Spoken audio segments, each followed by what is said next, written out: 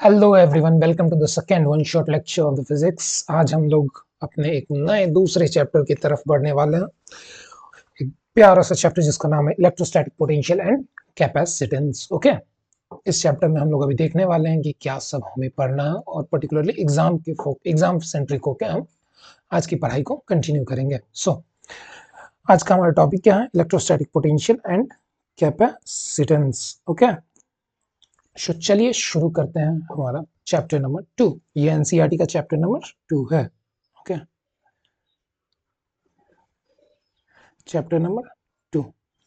Okay, just wait a minute, मुझे pen की marking सही करने दीजिए। ओके, ये ठीक बारू, ठीक है। ओके, चलिए आगे बढ़ते हैं हम लोग। आज का हमारा टारगेट क्या है? सबसे पहले हम लोग को क्या देखना है? पोटेंशियल किसको बोलते हैं?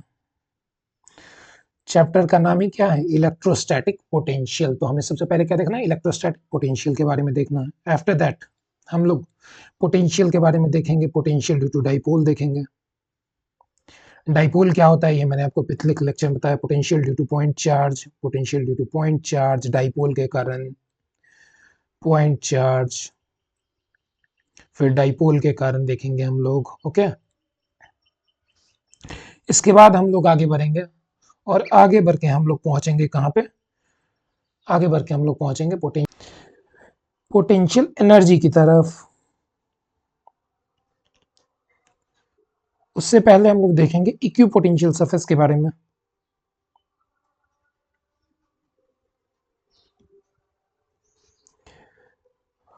उसके बाद हम लोग देखेंगे किसके बारे में? रिलेशन देखेंगे इलेक्ट्रिक फील्ड और पोटेंशियल के बीच में।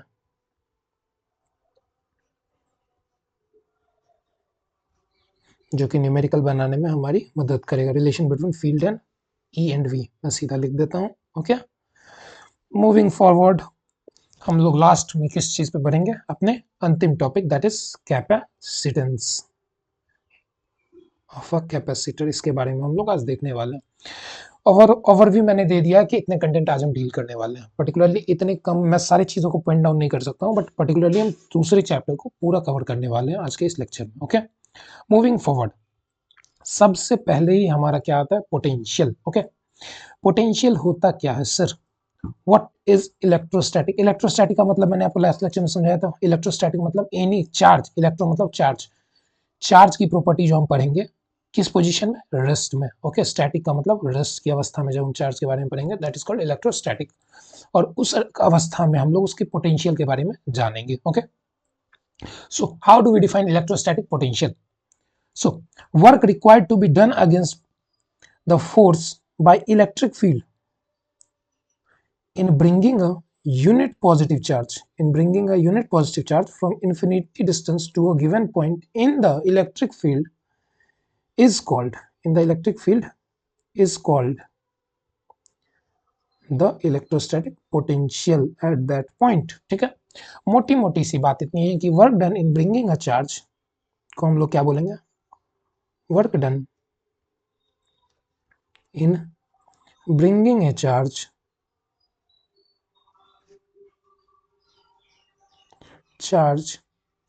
from infinity to a point in electric field is called potential। okay, electrostatic potential, or we can say it simply potential। okay, किसी पॉइंट सर इंफिनिटी से कोई पॉइंट P तक अगर मैं चार्ज को उठा के लेके आ रहा हूं और यहाँ पे इसका इलेक्ट्रिक फील्ड इस क्यू चार्ज के कारण से पहले से एग्जिस्ट कर रहा है। ओके, तो फिर हम इस क्यू चार्ज के कारण से इसका इलेक्ट्रिक फील्ड पहले से एग्जिस्ट कर रहा है, तो अगर लाने में कुछ काम करना पड़ेगा, इलेक्ट्रिक फील्ड के अगेंस्ट में कुछ काम करना पड़ेगा, तो हमें कुछ वर्क लगाना पड़ेगा। सो पोटेंशियल को हम डिफाइन कैसे करेंगे? Work done in bringing a unit charge from infinity to a point, work done per unit charge, this is the potential. ठीक है, यहाँ पे V क्या रिप्रेजेंट कर रहा है? V is equal to potential. W क्या रिप्रेजेंट कर रहा है? Work done. ओके, और Q क्या रिप्रेजेंट कर रहा है, मैग्नीट्यूड ऑफ चार्ज। ठीक, अब ऐसे ही एक चीज और हम डिफाइन कर सकते हैं यहाँ पे पोटेंशियल डिफरेंस को, that work done in bringing a charge from point A to point B is called the potential difference of that point. Okay, जो दो पॉइंट के बीच में हमें चार्ज को घुमाने में जितना काम करना पड़ेगा उसी को हम लोग क्या बोलेंगे, पोटेंशियल डिफरेंस बोलेंगे। Okay, moving forward, electric potential कैसा क्वांटिटी है सर, यहाँ पे मैं देख पा रहा हूँ पोटेंशियल के बारे में बताना है तो वर्क डन कैसा क्वांटिटी है, स्केलर क्वांटिटी है, चार्ज कैसा क्वांटिटी है, स्केलर क्वांटिटी है। So electrostatic potential is a scalar quantity. Okay, potential is a scalar quantity. Okay, moving forward, ऐसा यूनिट इसका क्या है sir, joule per, joule per, joule joule joule joule joule per coulomb.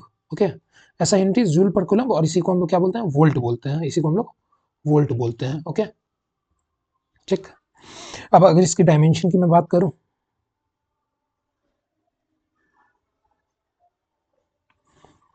Dimension अगर मैं v की बात करूं तो v का डायमेंशन मैं कैसे लिखूंगा, ओके, दिस बाय वर्क का डायमेंशन डिवाइडेड बाय चार्ज का डायमेंशन। वर्क का डायमेंशन क्या होता है, force into displacement, that is ml/t-2। Okay, divided by charge का डायमेंशन क्या होता है, लास्ट क्लास में हमने पढ़ा था, चार्ज क्या कर, चार्ज की डायमेंशन क्या होती है, I1T1 या A1T1। Okay, so this will give us the dimension of potential to be, potential का डायमेंशन क्या आ जाएगा, ml/t-3 I-1। ओके, सो जो काम करना पड़ेगा किसी एक्सटर्नल फोर्स को ब्रिंग करने में एक यूनिट पॉजिटिव चार्ज को infinity to a point is called electrostatic potential at that point. बार बार वही डिफिनीशन लिखा हुआ है। Okay, that won't change our definition. सीधी सी भाषा में क्या चीज है, जो एक चार्ज को इन्फिनिटी से किसी पॉइंट पे लाने में जो काम करना पड़ेगा, इलेक्ट्रिक फील्ड के अगेंस्ट में जो काम करना पड़ेगा उसी को हम लोग क्या बोलेंगे, पोटेंशियल बोलेंगे। ठीक है, इलेक्ट्रोस्टैटिक पोटेंशियल और पोटेंशियल। ठीक है, पोटेंशियल एक पॉइंट चार्ज के कारण हमारा कितना होगा, okay, potential due to a point charge. Consider करते हैं कि सर एक पॉइंट चार्ज मैं यहाँ पे मान रहा हूँ, ओके, दिस मैं point charge plus Q charge मैं यहाँ पे ले रहा हूँ। ओके, और कहीं इन्फिनिटी से एक यूनिट डिस्चार्ज +1 कूलम के चार्ज को मैं लेके आ रहा हूँ। ठीक है, मैं लेके आया और r डिस्टेंस पे लाके रख दिया हूँ। कितने डिस्टेंस, r डिस्टेंस पे ले आया, इन्फिनिटी से r डिस्टेंस पे ले आया। ओके, सो पोटेंशियल हमें जानना है, तो work done in bringing the charge from infinity to a point, infinity से एक पॉइंट P पे लाने में कितना काम करना पड़ा।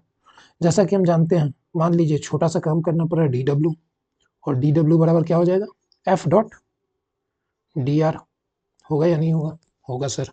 ओके, सो dw बराबर फोर्स कितना लगेगा, लास्ट क्लास में मैंने पढ़ा था Q इंटू ई, Q इंटू ई। ठीक है, इस Q चार्ज के कारण से इलेक्ट्रिक फील्ड यहाँ पे कितना आएगा, इस पॉइंट पे, इस Q चार्ज के कारण से यहाँ पे इलेक्ट्रिक r डिस्टेंस पे इलेक्ट्रिक फील्ड को हम क्या लिखेंगे, यहाँ पे मैं पहले F की जगह पे Q इंटू ई लिख देता हूँ, QE.dr। ओके, सो अब इस Q चार्ज के कारण से r डिस्टेंस पे इलेक्ट्रिक फील्ड मुझे लिखना है, मैं कितना लिखूंगा, I can write it as dw बराबर Q into what is our, E is KQ by K capital Q by R square into dr। Okay, और हमारी छोटे q की वैल्यू कौन सी है, अलिक छोटा q इज आवर +1 कूलम, मैंने एज्यूम किया दैट यूनिट डिस्चार्ज को मैं लेके आ रहा हूँ। ठीक है, तो सर यूनिट डिस्चार्ज को लाने में कितना काम करना पड़ेगा, प्लस dw बराबर KQ by R square into dr, integrating both side, integrating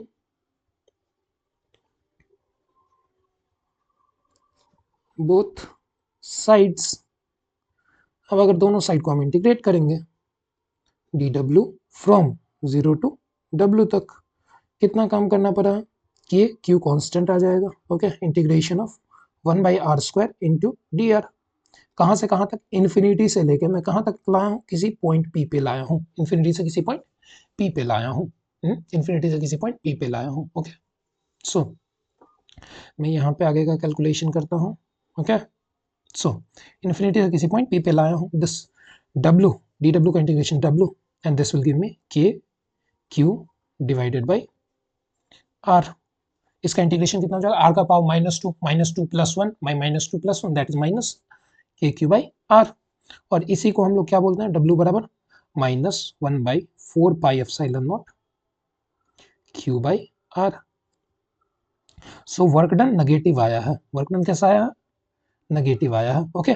और यही हमारा क्या हो जाएगा, पोटेंशियल हो जाएगा, ठीक है।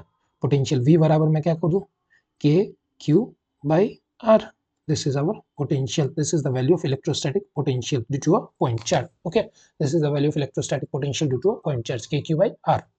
चलिए बच्चा पार्टी, इतनी चीज तो आ गई। अब मुझे ये बताइए कि वर्क डन से नेगेटिव क्यों आया है, ये वर्क डन जो यहाँ पे आपने माइनस साइन लगाया ये क्यों लगाया, ये माइनस साइन और कुछ नहीं बता रहा है, ये बता रहा है कि work is done against the force. जैसे कि आपको याद हो कि सर वर्क डन नेगेटिव कब आता था, जब एक फोर्स इधर लग रही होती थी और एक फोर्स इधर लग रही होती थी और डिस्प्लेसमेंट इधर लग रही थी, डिस्प्लेसमेंट और फोर्स के बीच में एंगल कितना हो, 180 डिग्री हो, तब वर्क डन हमारा नेगेटिव आ रहा था। इस केस में वर्क डन अगर नेगेटिव आ रहा है तो इसका मतलब क्या कि सर ये पॉजिटिव चार्ज है, late me use the highlighter, ये पॉजिटिव चार्ज है, ये पॉजिटिव चार्ज है, ये क्या करेगा, रिपेल करने का कोशिश करेगा, बट हमारा वर्क किधर की तरफ, हम चार्ज को ला किधर रहे हैं, उसके नजदीक ला रहे हैं। सो एंगल कितना बन रहा है डिस्प्लेसमेंट और फोर्स वेक्टर के बीच में, दैट इज 180 डिग्री, इसी के लिए ये वर्क डन की वैल्यू नेगेटिव आ रही है, okay.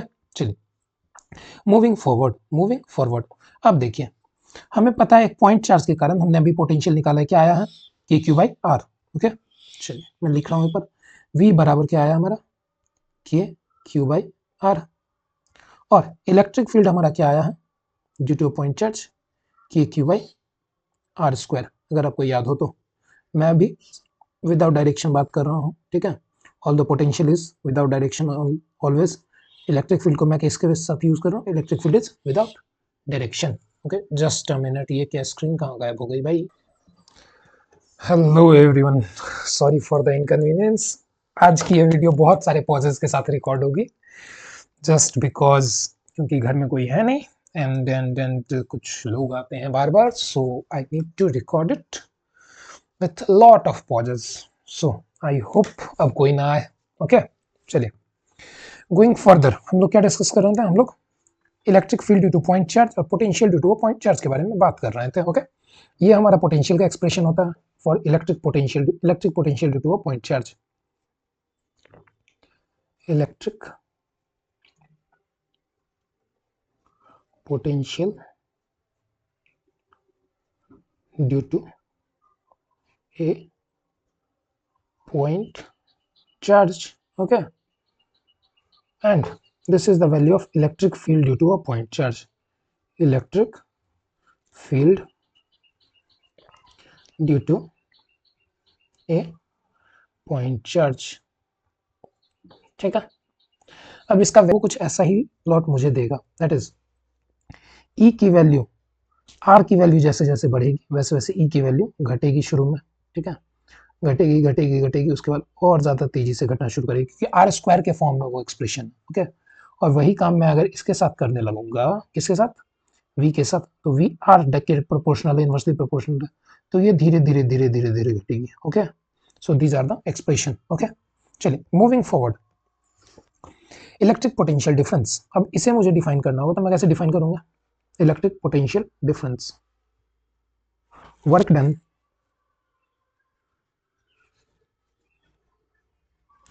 in bringing a charge, work done in bringing a charge from point A to point B, point A to point B in the presence of electric field, in the presence of electric field E. Okay, जैसे कि मान लीजिए ये कोई point A है, ये कोई point B है, ठीक है। ए पे एक प्लस क्यू चार्ज रखा हुआ है पहले से, और बी पे एक प्लस क्यू चार्ज रखा गया, ठीक है। अब किसी पॉइंट बी से ए पे लाने में, किसी पॉइंट, जैसे समझिए यहाँ पे कोई चार्ज नहीं रखा, ओके, यहाँ से अगर चार्ज को मुझे उठा के यहाँ लाना है, यहाँ से मुझे चार्ज को उठा के यहाँ लाना है, इस प्लस क्यू चार्ज को मैं यहाँ पे से यहाँ लेके आऊंगा, तो मुझे बी पॉइंट का पोटेंशियल पता है, वी बी मान लेता हूं मैं बी पॉइंट का पोटेंशियल, ठीक है। Potential at point P is V B, potential at point is V A, okay, और ये डिस्टेंस में आर मान रहा हूँ, ठीक है। और काम कितना किया गया है उसे मैं डब्ल्यू एज्यूम कर रहा हूँ। तो पोटेंशियल डिफरेंस को मैं कैसे डिफाइन करूंगा, V B is at low potential, V B से वी ए पे लाना है, कहाँ पे लाना है, वी ए पे लाना है, so V A minus we B is equal to work done per unit charge, okay. Potential क्या था, पोटेंशियल था सर इन्फिनिटी से लेके किसी पॉइंट पी पे ले जाने में जो वो काम होगा उसे हम क्या बोलेंगे, पोटेंशियल बोलेंगे। पोटेंशियल डिफरेंस क्या हो गया, पोटेंशियल डिफरेंस हो गया किसी दो पॉइंट के बीच में, इसका यूनिट भी सेम होगा, यूनिट क्या होगा इसका, जूल पर कूलम और वोल्ट, जूल पर कूलम, और इसी को हम लोग क्या बोलते हैं, वोल्ट बोलते हैं, किसके नाम पे, अलेक्जेंड्रियो एंटोनियो वोल्टा नाम के एक साइंटिस्ट, उनके ऑनर में ये यूनिट दिया जाता है, वोल्ट, ओके। और इसका डायमेंशन भी सेम होगा, dimension of potential difference, okay, dimension, sorry, potential difference का पीडी में लिख देता हूँ यहाँ पे, ओके, आप इसे समझ जाइएगा, पोटेंशियल डिफरेंस, ठीक है। इसका डायमेंशन क्या होगा, जूल का क्या था, M L two T minus two, and I T ऊपर से आएगा, that is M L two T minus three and I minus one, okay. Moving forward, electric potential difference, okay. अब एक इंपॉर्टेंट टॉपिक और इस चैप्टर का मैं बोलूंगा कि एक अच्छा सा प्यारा सा डेरिवेशन की तरफ हम लोग बढ़ने जा रहे हैं, that is potential due to an electric dipole, okay. एक डाइपोल क्या होता है ये हम लोग को पता है क्या, dipole equal and opposite charges separated by very small distance, ठीक है, जिसे हम डाइपोल बोलते हैं, फॉर्म्स अ डाइपोल, ओके। सो इसके कारण से अब मुझे किसी पी पॉइंट पे, किसी पी पॉइंट पे, इसके कारण से मुझे किसी पी पॉइंट पे क्या जानना है, पोटेंशियल जानना है at a distance R at an angle theta. Consider an electric dipole to find potential at point P at a distance r at an angle theta from the midpoint, ठीक है। सो अब इसके लिए मैं करूंगा क्या, जैसा कि मुझे पता है एक चार्ज के कारण potential V due to plus Q charge के कारण अगर मैं पोटेंशियल लिखने जाऊंगा तो मुझे क्या लिखना पड़ेगा, V K Q by K into plus Q charge by what is distance here, this distance is r2, this distance is r2, okay. So K Q by r2, sorry R2, okay. और अगर मुझे लिखना होगा V due to minus Q charge तो मैं क्या बोलूंगा, के क्यू बाई R1, ठीक है। This R1 is the distance, यही तो पोटेंशियल होता है भाई। पोटेंशियल का एक्सप्रेशन क्या लिखा मैंने, पोटेंशियल का एक्सप्रेशन मैंने क्या लिखा, किसी भी पॉइंट चार्ज के कारण, किसी भी पॉइंट चार्ज के कारण पोटेंशियल क्या होता है, इस पॉइंट चार्ज के कारण R डिस्टेंस पे पोटेंशियल क्या है, यहाँ पे पोटेंशियल के क्यू बाई R, ठीक है। R डिस्टेंस पोटेंशियल क्या होगा, के क्यू बाई R, सो वही मैं कर रहा हूँ, के क्यू बाई R, के क्यू बाई R, ओके। चलिए अब मूविंग फॉरवर्ड, मूविंग फॉरवर्ड, अब मैं कैसे लिखूंगा इसे, ये देखना है मुझे, ओके। चलिए अब मुझे R1 और R2 निकालना है, सो R1 में कैसे निकालूंगा, इसको मैं दो तरीके से डिराइव कर सकता हूँ, ठीक है। जैसे कि मुझे अगर R1 लिखना है तो मैं क्या लिखूंगा, इसको मैं मानूंगा कि ये सर परपेंडिकुलर ड्रॉन है इस पर, ठीक है, ये क्या है, परपेंडिकुलर ड्रॉन है, ये ए है, ठीक है, ये एट एन एंगल थीटा है, ओके, और ये परपेंडिकुलर है, तो ये क्या है, हाइपोटेनस है, ये क्या हो जाएगा, बेस हो जाएगा, तो this will be a cos theta, ठीक है, and this will be a sine theta, ठीक, this will be a sine theta, ठीक। सो अगर मैं इस राइट एंगल ट्रायंगल में एक बार ट्रायंगल आपको बना के दिखा देता हूं, let us assume this right angle triangle, ये वाला राइट एंगल ट्रायंगल मैं अज्यूम कर रहा हूँ, कौन सा वाला, ये वाला राइट एंगल ट्रायंगल, ठीक है, जो कि मैंने पिंक कलर से मार्क किया है। तो मैं इस राइट एंगल ट्रायंगल में क्या लिखूंगा, R1 इज इक्वल टू, इस राइट एंगल ट्रायंगल में R1 क्या है, हाइपोटेनस है, ओके, R1 का square is equal to R plus A cos theta का whole square plus A sine theta का होल स्क्वायर। यही तो होता है पाइथागोरस थ्योरम, यही होता है ना गाइस, दैट हाइपोटेनस का square is equal to perpendicular का स्क्वायर प्लस बेस का स्क्वायर। ओके, यही होता है पाइथागोरस थ्योरम। ओके, चलिए चेक। सो अब मैं इसे कैसे एक्सप्रेस करूंगा, r1 का स्क्वायर बराबर आर स्क्वायर प्लस ए square cos square theta plus 2ar cos theta plus ए स्क्वायर साइन स्क्वायर थीटा। यहाँ पे मैं A square cos square theta और A square sine square theta को मैं 1 कर दूंगा। ओके, r1 का square is equal to R square plus 2ar cos theta और प्लस ए स्क्वायर अगर मैं कॉमन ले लूँ तो मेरे पास बचेगा कि cos square theta plus sign square theta, sorry, ठीक है, दिस विल बी 1। ठीक, सो मैं यहाँ पे r1 की स्क्वायर की वैल्यू कितनी बता दूँ, R square plus 2ar cos theta plus A square. Okay, this is the value of r1 का स्क्वायर। ओके ओके, सो अब मैं क्या करूँ, r1 का स्क्वायर इज इक्वल टू, मैं ऐसा आर स्क्वायर कॉमन ले लेता हूँ, तो I am left with 1 plus 2a cos theta by R, ठीक, plus A square by are square. ठीक है, जैसा कि हम जानते हैं, एज वी नो, मेरे पास स्पेस है, yes I have appropriate space. ठीक है, चलिए, जैसा कि हम जानते हैं, as we know for our convenience, dipole की लेंथ कितनी होती है, एंगस्ट्रम्स में होती है, और आर जो हम एज्यूम करते हैं वो कुछ मीटर्स में होती है। ठीक है, एज वी नो ए जो होता है ज्यादातर केसेस में क्या होता है, बहुत बहुत बहुत बहुत छोटा होता है, सॉरी मैंने ये बड़ा बना दिया, ए क्या होता है, बहुत छोटा होता है किससे, आर से। So a square by are square can be neglected. इसकी वैल्यू कितनी आएगी, अप्रॉक्स अप्रॉक्स 0 आएगी, यानी नेग्लेक्टेड। ओके, इसकी वैल्यू कितनी आएगी, अप्रॉक्स अप्रॉक्स 0 आएगी। ठीक है, r1 का स्क्वायर बराबर R square into 1 plus 2a cos theta by R. Check, अब मैं क्या करूं, रूट ले लेता हूं दोनों साइड, तो r1 बराबर मैं क्या बोलूंगा, R square into 1 plus 2a cos theta by R का पावर हाफ होगा। मैंने सब जगह पावर क्या कर दिया, हाफ कर दिया। ओके, सो अब if I want to write 1 by r1, so I can call it 1 by R. मैं सबका पावर क्या कर रहा हूँ, -1 कर रहा हूँ। सो इसका भी पावर क्या हो जाएगा, 1/2 a plus cos theta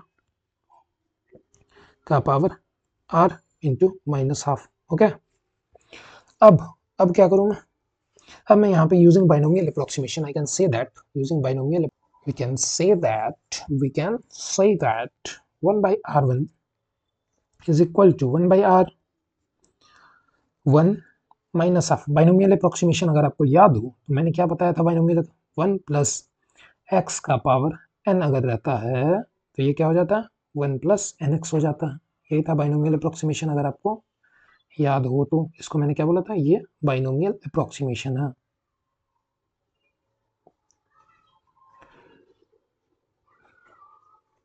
okay,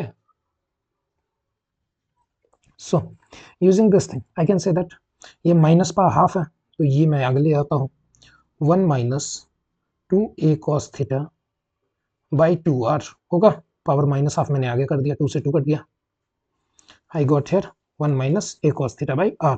1 by r1 is equal to 1 by r into 1 minus a cos theta by r। Okay, अब सिमिलरली हमें देखना है 1 बाई r2 के लिए कि हमें 1 बाई r2 क्या मिलेगा। अब देखिए, r2 के केस में r2 अगर मैं लिखूंगा, ये मेरा r2 है, this is my r2 triangle है, ठीक, ये 90 डिग्री फॉर्म कर रहा है, यहाँ पे ये 90 डिग्री फॉर्म कर रहा है, तो इस ट्रायंगल में मैं क्या बोलूंगा, let me use another colour, r2 का square is equal to R square plus इस राइट एंगल ट्रायंगल में, इस राइट एंगल ट्रायंगल में, इस राइट एंगल ट्रायंगल में, इस राइट एंगल ट्रायंगल में, दिख रहा है right angle triangle? Okay, so ये एंगल थीटा, ये ए है, ये परपेंडिकुलर ए हुआ, ये बेस, ये कितना हो जाएगा? A cos theta, and this is a sin theta, ठीक है। So R this will give us R का स्क्वायर, सॉरी नॉट आर का square, this is equal to R minus A cos theta का square plus a sin theta का whole square, ठीक है। आपको approx same expression दिख रहा होगा, सारा कुछ सेम आएगा, सारा कुछ सेम आएगा। और यहाँ पे मुझे R two square is equal to, मैं क्या लिखूंगा? यहाँ पे मैं लिख दूंगा आर वन का स्क्वायर जो था, that is R two square is equal to R square into 1 minus 2ar cos theta by R plus A square by are square, okay. यही हमारा रिक्वायर्ड रिजल्ट आ जाएगा 1 बाई आर टू, ठीक है, R two square. So 1 by R two में क्या लिख दूँ? Similarly I can say that 1 by R two is equal to, similarly 1 by r2 is equal to 1 by r into 1 plus a cos theta by r, okay. चलिए चलिए चलिए, मेरा R2 आ गया, R1 आ गया, अब मैं क्या लिखूं? पोटेंशियल लिखूंगा, ओके। सॉरी अगेन गाइस, मैं कहां पे था? पोटेंशियल बिटवीन इलेक्ट्रिक डाइपोल हमने क्या कर लिया था? R1 R2 हम निकाल रहे थे, R2 निकाल चुके थे। Similarly R2 is equal to 1 बाई R2 is equal to 1 by R 1 plus a cos theta by R, okay. So चलिए, 1 बाई R1 निकल गया मेरा, 1 बाई R2 निकल गया, ओके। इसी तरीके से 1 बाई R2 मैं सिमिलरली ऐसे ही लिख दूंगा, मुझे पूरा एक्सपेंशन करने की जरूरत नहीं है, ये सब मुझे फिर से लिखने की जरूरत नहीं है, ओके। चलिए, अब सो पोटेंशियल मैं कैसे लिखूंगा? Total potential, potential due to an electric dipole is equal to V is equal to V due to dipole is, क्या हो जाएगा? V ड्यू टू डाइपोल बराबर V due to plus Q charge plus V due to minus Q charge. So V due to plus Q charge is KQ by R2, KQ by R2, and V due to minus Q charges, sorry यहाँ पे minus Q होगा, this is minus, ठीक है, plus minus KQ by R1, okay. So moving forward, V बराबर मैं क्या कर दूं? 1 by R1 और 1 by KQ मैं कॉमन ले लेता हूँ, KQ 1 by R2 minus 1 by R1, ठीक है। सो V बराबर मैं क्या कर दूं? KQ इंटू 1 by R2 क्या है? अगर मैं यहाँ पे 1 by R2 लिखूंगा तो ये क्या लिखूंगा मैं? 1 by R2 is equal to 1 by R plus A cos theta by are square होगा, ठीक है। 1 by R1 में लिखूंगा, 1 by R1 में क्या लिखूंगा? This implies 1 by R1 is equal to 1 by R minus A cos theta by are square, okay. So firstly we need to write 1 by R2, that is 1 by R plus a cos theta by R square, 1 by R plus a cos theta by R square, okay, minus 1 by R1, that is 1 by R, okay. Just let me put another bracket, let me use another bracket, okay. This thing is inside a small bracket and this thing is another inside a small bracket. 1 by R, 1 by R1 is 1 by R minus a cos theta by R square. So this will give us V is equal to KQ, 1 by R cut जाएगा क्या, and we are left with 2a cos theta by R square. So V बराबर K into 2aq into cos theta by R square. अब आप समझ पा रहे होंगे 2aq को मैंने ऐसे क्यों लिखा है, ताकि मैं इसे क्या बोल सकूं? इसे मैं डाइपोल बोल सकूं। V is equal to KP cos theta by are square, ये हमारा क्या हो गया? पोटेंशियल का फॉर्म, ओके।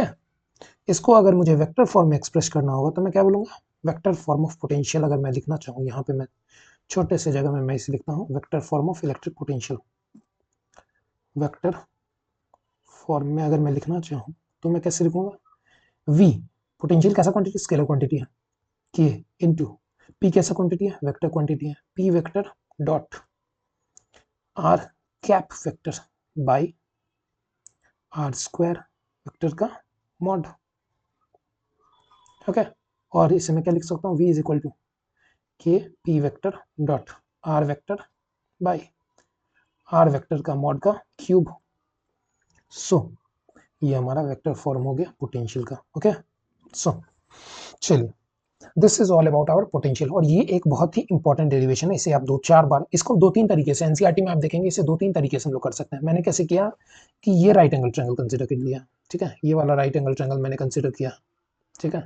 बट बहुत सारे बुक्स में आप देखेंगे कि फिगर कुछ ऐसा बना रहेगा और पॉइंट कुछ यहाँ रहेगा, तो वो कुछ ऐसा राइट एंगल ट्रायंगल ड्रॉ करते हैं। ओके, ये अगर आर है तो ये आर कॉस थीटा हो जाएगा टोटल, और ये आर साइन थीटा हो जाएगा, ठीक है। Sorry, yes this theta is ये आर कॉस थीटा, ये R sine theta. Okay, so हम लोग इस केस में क्या करेंगे, आर साइन थीटा पहला साइड हो गया, दूसरा साइड हमारा क्या बच जाएगा, R cos theta minus a. Okay, so वो चीज आप एक बार इसे 2-3 बार आप करेंगे इस मेथड से, या जो भी आपको कन्वीनियंट लगे जिस तरीके से आपको, बस आपको ये याद रखना है यहाँ पे बाइनोमियल अप्रोक्सीमेशन यूज होगा, और इतना लेंथी कैलकुलेशन आपको करने की जरूरत नहीं है। 1/r1 मैंने निकाला और उसी से मैंने क्या कर दिया, similarly 1/r2 is equal to, बस एक माइनस साइन ऐड करना है। ओके, और उसके बाद फिर सारा कैलकुलेशन वैसे ही प्रोसीड करना है। जब भी आपको पोटेंशियल निकालने बोला जाएगा तो हमें क्या करना है, के क्यू बाई आर करना है, के क्यू बाई आर करना है। ये फॉर्मूला आपको याद रहना चाहिए, दैट इज के क्यू बाई आर। ओके, और इलेक्ट्रिक फील्ड में क्या करना था, के क्यू बाई आर स्क्वायर करना था। Okay, that is all about it. Okay, moving forward, potential due to system of charges. Okay, अब अगर मान लीजिए मुझसे पूछा जाए कि सर कोई पॉइंट पी है, कोई पॉइंट पी दिया हुआ है, ठीक है, और एक सिस्टम बनाया गया है, प्लस क्यू चार्ज यहाँ पे है, Q1 चार्ज यहाँ पे है R1 डिस्टेंस पे, Q2 चार्ज रखा गया है सर R2 डिस्टेंस पे, Q3 चार्ज रखा गया है R3 डिस्टेंस पे, Q4 चार्ज रखा गया है R4 डिस्टेंस पे। ऐसे ही करके इनफाइनाइट नंबर ऑफ चार्जेस रखे गए हैं। तो मुझसे क्या करें, जैसे कि आपको पता है पोटेंशियल कैसा क्वांटिटी है, एक स्केलर क्वांटिटी है। सो हर इंडिविजुअल का पोटेंशियल अगर मुझसे पूछा जाएगा, पोटेंशियल एट पॉइंट पी, मैं मुझे बताइए पोटेंशियल एट पॉइंट पी, तो मैं क्या बोलूंगा, V एट पी बताना है सर, आप लिख दीजिए V due to Q1 charge plus V due to Q2 charge plus V due to Q3 charge plus V due to Q4 charge and so on. Okay, अब एक बात आप यहाँ पे याद रखिएगा कि ये इलेक्ट्रिक फील्ड का कैलकुलेशन अलग होगा। इलेक्ट्रिक फील्ड कैसा क्वांटिटी है, एक वेक्टर क्वांटिटी है, और वेक्टर क्वांटिटी में हमेशा डायरेक्शन के साथ कैलकुलेशन करना पड़ेगा। बट पोटेंशियल कैसा क्वांटिटी है, स्केलर क्वांटिटी है, सो इसके सिर्फ मैग्नीट्यूड्स को हमें अलजेब्रिकली ऐड करना है। ओके, अब मैं लिखता हूँ कि सर क्या है, V due to P is equal to K Q by R one, K Q one by R one plus K Q two by R two plus K Q three by R three plus K Q four by R four and so on. Okay, इसी तरीके से इसका form आगे express किया जाएगा, ठीक है। सो इसे मैं समीशन के फॉर्म में भी लिख सकता हूँ, बट वो नीड नहीं है। ओके, और ये चीजें जितनी भी मैंने करवाई, ये न्यूमेरिकल एस्पेक्ट से आपके लिए जरूरी है। आपके बोर्ड्स में एक बार क्वेश्चन पूछा गया था 3 चार्जेस के कारण पोटेंशियल निकालने के लिए, बहुत ही बेसिक क्वेश्चन था, वो आप इसकी मदद से कर सकते हैं। ओके, ठीक, चलिए मूविंग फॉरवर्ड। अब कभी कभी ऐसा क्वेश्चन पूछा जाता था कि 0 पॉइंट बताइए मुझे सर। ओके, कभी कभी ऐसा क्वेश्चन पूछा जाता है कि 0 पॉइंट बताइए, ठीक है, 0 point null point electric field के केस में, बट यहाँ पे 0 पॉइंट बताइए। 0 पॉइंट का मतलब क्या होगा सर, कि मान लीजिए कि एक चार्ज एक पॉइंट पे +5 कूलम्ब, ओके, और दूसरे पॉइंट पे चार्ज है -3 कूलम्ब। तो 0 पॉइंट हम बोलेंगे ऐसे पॉइंट को where potential is 0, where potential is 0। Potential क्या होना चाहिए, यहाँ पे 0 होगा। सो अब इस केस में पोटेंशियल कहाँ पे 0 होगा, अगर डाइपोल होता, जस्ट अ मिनट, मैंने डाइपोल में ये काम नहीं करवाया आपको, ठीक है, potential due to an electric dipole, इसके कैलकुलेशन को मैं थोड़ा सा और आगे यहाँ पे मेरे पास जगह है, मैं इसे यहाँ करवाता हूँ, potential due to an electric dipole, ठीक है, एक छोटी सी चीज छूट गई है जिसको मैं करवा दे रहा हूँ, potential due to an electric dipole, okay, potential due to an electric dipole. Check. चलिए इसमें देखिए पोटेंशियल एक इलेक्ट्रिक डाइपोल के कारण कितना होगा, ठीक है, ठीक, sorry just a minute, potential due to an electric dipole, v बराबर क्या है हमारा, K P cos theta by are square. ये बात याद रखिएगा, आर स्क्वायर के प्रोपोर्शनल होता है, ऐसा क्वेश्चन बहुत बार पूछा गया। और इलेक्ट्रिक फील्ड अगर आपको याद हो, electric field due to dipole, electric field due to dipole अगर आपको याद हो तो ये कैसा था, just a minute guys, I am getting a call. Guys parcel आने वाले हैं जिनमें आप लोगों के लिए कुछ है, ओके। चलिए electric field due to dipole की अगर मैं बात करूंगा तो ये 2 पॉइंट पे हमने निकाला था, एक्सियल एंड इक्वेटोरियल। अगर आपको याद हो electric field due to dipole हमने कितने पॉइंट पे निकाला था, 2 पॉइंट पे। ई एक्सियल कितना आया था, anyone, if anyone remember, that is 2 kp by R cube, and E equatorial कितनी आई थी, that is kp by R cube. इसके रेशियो को मैंने बोला था याद कर लेने के लिए, ई एक्सियल बाई इक्वेटोरियल 2 होता है, ई इक्वेटोरियल कितना होता है, 2 होता है, ये बात आप याद रख लीजिएगा। और कभी कभी आपसे पूछा जाता है कि प्रोपोर्शनैलिटी कैसा है सर, प्रोपोर्शनैलिटी कैसा है, that is E directly proportional to 1 by R cube है, ओके, और v directly proportional to 1 by are square है। ये बात आप याद रखेंगे किसके केस में, for dipole, for electric dipole, for electric dipole. और E directly proportional to 1 by are square है और V directly proportional to 1 by R है, किसके लिए, किसके लिए, anyone, for point charge, for point charge. Point charge के बारे में पूछा नहीं गया अभी तक, बट डाइपोल के बारे में बार बार पूछा जाता है, सो आप इस चीज को याद रखेंगे, ओके। अब potential due to electric dipole में मुझे एक चीज बतानी थी, that is potential at an equatorial point, potential when theta is equal to 0, when theta is equal to 0 degree, potential जब थीटा कितना हो, 0 डिग्री हो। अब इस फिगर में आप देखिए जब थीटा 0 डिग्री होगा, ये angle, sorry just a minute, जब थीटा 0 डिग्री हो यानी कि ये लाइन कहाँ आ जाए, यहाँ कहीं पे आ जाए, ये लाइन यहाँ कहीं पे आ जाए, theta 0 degree, okay, that is, इस पोजीशन को हम लोग क्या बोलते हैं, एक्सियल पोजीशन। कौन सा पोजीशन, एक्सियल पोजीशन, ठीक है। तो v एक्सियल में कितना लिख दूं, थीटा 0 है तो v एक्सियल बराबर cos थीटा की वैल्यू 0 डालिए, कितनी आ जाएगी, 1 हो जाएगी, kp बाई आर स्क्वायर, ठीक है। After that when theta is equal to 90 degree, ठीक है, जब थीटा 90 डिग्री हो जाएगी तो दैट पोजीशन को इक्वेटोरियल पोजीशन, इसी को हम ब्रॉड साइड ऑन पोजीशन भी बोलते हैं। कुछ क्वेश्चंस में पूछा जाता है आपसे ब्रॉड साइड ऑन पोजीशन के बारे में बताइए, पोटेंशियल कितना होगा। So broad side on position is what, equatorial position, okay, v equatorial that is given by अब cos थीटा की वैल्यू 90 डालिए, that is cos 90 is 0, so v equatorial is equal to 0। So इस case में v axial by v equatorial कितनी हो जाएगी, infinity हो जाएगी, दैट इज अनडिफाइंड हो जाएगा वो चीज, ओके। सो ये आपसे पूछा नहीं जाता है बट पर्टिकुलरली मैंने आपको बता दिया है यहाँ पे इसके रेफरेंस में, ओके। मूविंग फर्दर हम लोग अपने एक छोटे से टॉपिक पे थे, 0 पॉइंट पे, ठीक है। 0 पॉइंट उस पॉइंट को बोलेंगे जहां पे पोटेंशियल क्या हो, 0 हो, when potential is 0, ठीक है। मान लेते हैं कि हम इससे x डिस्टेंस पे पोटेंशियल 0, ऐसे न्यूमेरिकल को डील कैसे करना है ये मैं आपको बता रहा हूँ। x डिस्टेंस पे पोटेंशियल 0, मान लीजिए इस दोनों के बीच में डिस्टेंस दिया हुआ कितना, हम एज्यूम कर लेते हैं यहाँ पे डिस्टेंस दिया 10 मीटर दिया हुआ है, दिस डिस्टेंस इज 10 मीटर्स, ठीक है। आप एज्यूम क्या करेंगे कि x डिस्टेंस पे पोटेंशियल क्या है, 0 है, तो ये वाला डिस्टेंस कितना बच जाएगा, 10 माइनस एक्स, ओके, ठीक। हमने एज्यूम किया कि x डिस्टेंस पे पोटेंशियल 0 है और ये डिस्टेंस बच गया हमारा 10 माइनस एक्स। तो हम अब x डिस्टेंस पे पोटेंशियल निकालेंगे, v एट पॉइंट p जिसको हम 0 पॉइंट बोल रहे हैं, 0 पॉइंट पोटेंशियल 0 जहाँ पे है, v एट पॉइंट p क्या लिखेंगे, due to plus Q charge, due to plus 5 coulomb charge, okay, plus 5 coulomb charge के कारण कितना हो जाएगा, k into plus 5 by distance कितना, X square, distance x, okay, plus 5 coulomb charge के कारण क्या हो जाएगा, K P by R, K P by R, sorry K Q by R, potential क्या होता है, K Q by R, K Q by are. Just a minute, light cut गई है गाइस, आई होप ऑडियो और video clear हो आपको। Just a minute, let me drink water, आप लोगों ने बहुत भुका दिया मुझे बोल बोल के। इतना जो कर रहे हैं तुम लोग, पढ़ेगा लिखेगा तब ना। सब नालायकी करते रहता है पूरा दिन। ठीक है, चलिए देखिए पढ़ाई लिखाई कीजिए। ठीक, चलिए।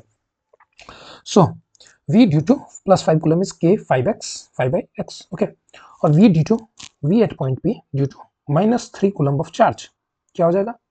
-k 3/10 - x। जैसा कि हमें पता है potential at point p is equal to 0। So potential at point p क्या है? जो 5 कूलम के कारण भी है और -3 कूलम के कारण भी है। सो k into 5/x minus k into 3/10 - x बराबर 0। ठीक है, सो 5k/x बराबर 3k/10 - x। के कैंसिल आउट हो गया। सो 50 - 5x बराबर 3x। सो 8x बराबर 50, x बराबर 50/8। ठीक है, 850/8 कितना आ गया? ये हमारा 6 पॉइंट अराउंड 25। यस, 6.25। ठीक, 6.25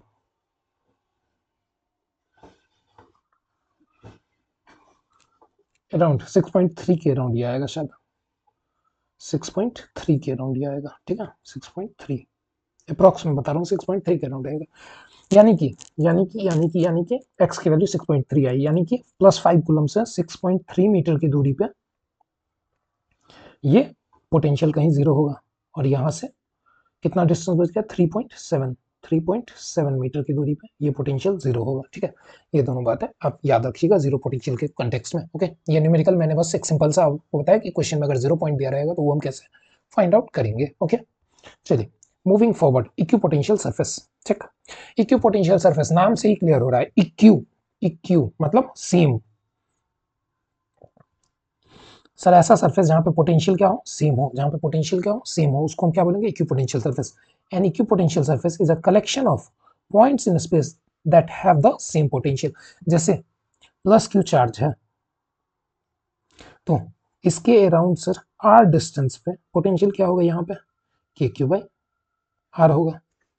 यहाँ पे भी आर डिस्टेंस पे क्या होगा? के क्यू बाई आर होगा। यहाँ पे भी आर डिस्टेंस पे पोटेंशियल क्या होगा? के क्यू बाई आर होगा। तो सर ये एक इक्यू पोटेंशियल सरफेस ऐसा बन रहा है। ठीक है, ये एक इक्यू पोटेंशियल सरफेस बन रहा है। ठीक है, जैसा कि प्लस क्यू चार्ज के कारण यहाँ पे आप देख रहे होंगे दैट ये आर डिस्टेंस पे सर इक्यू पोटेंशियल सरफेस, अनदर कुछ देर पे इलेक्ट्रिक इक्यू पोटेंशियल सरफेस। ओके, चलिए। और एक और चीज आप देख सकते हैं, इक्यू पोटेंशियल सरफेस के परपेंडिकुलर हमेशा, इक्यू पोटेंशियल सरफेस के परपेंडिकुलर हमेशा इलेक्ट्रिक फील्ड लाइंस होती हैं। ये क्वेश्चन पूछा जा चुका है दैट इक्यू पोटेंशियल सरफेस का नॉर्मल होगा क्या? इलेक्ट्रिक फील्ड लाइंस का डायरेक्शन। ओके, चलिए अब कुछ बातें इक्यू पोटेंशियल सरफेस के regarding. No work required, no work required इसका मतलब क्या सर? इक्यू पोटेंशियल सरफेस पे अगर कोई भी काम करेंगे तो वहां पे वर्क नहीं लगेगा। क्यों सर, क्यों नहीं लगेगा? W बराबर हम लोग जानते हैं पोटेंशियल बराबर क्या होता है? Work done per unit charge. Okay, so potential क्या है? दो पॉइंट्स का सेम है। Equipotential, potential is same. VA minus VB कितना आ जाएगा? 0 आ जाएगा, which is equal to W/Q। So work done कितना हो गया? 0 हो गया। So no work is done required to move a charge from one point to another point on an equipotential surface। ये BBI पॉइंट है, स्टार मार्क करके आप इससे न्यूमेरिकल भी बना सकते हैं बहुत सारे। Okay, perpendicular to electric field, ये बात मैंने अभी आपको बताई कि equipotential surface are always perpendicular to the electric field direction at every point. दो इक्विपोटेंशियल सरफेस इंटरसेक्ट नहीं कर सकते, can not intersect each other because they have different electric potentials. Okay, दो इक्विपोटेंशियल सरफेस कभी भी इंटरसेक्ट नहीं कर सकते हैं। क्यों? क्योंकि मान लीजिए एक इक्विपोटेंशियल सरफेस से जा रहा है, दूसरा ऐसे जा रहा है। अगर ऐसा कुछ होगा सर तो यहाँ पे पोटेंशियल क्या होगा? दो पोटेंशियल पॉसिबल है, दो पोटेंशियल पॉसिबल है, जो कि कुछ ज्यादा ही अजीब लग रहा है। That is absurd. ओके, चलिए relation between electric field and potential. Okay, moving forward, relation between electric field and potential. ठीक है, चलिए consider two equally spaced closely spaced equipotential surface A and B with potential values V and V plus del V। Sorry, इसको हम del V करेंगे यहाँ पे। Just minute, मुझे यहाँ पे क्या पोतने दीजिए? काली पोतने दीजिए। This is del V। ठीक है, और भी कहीं लिखा हुआ डेल वी, ठीक है, ये भी डेल वी होगा यहाँ पे,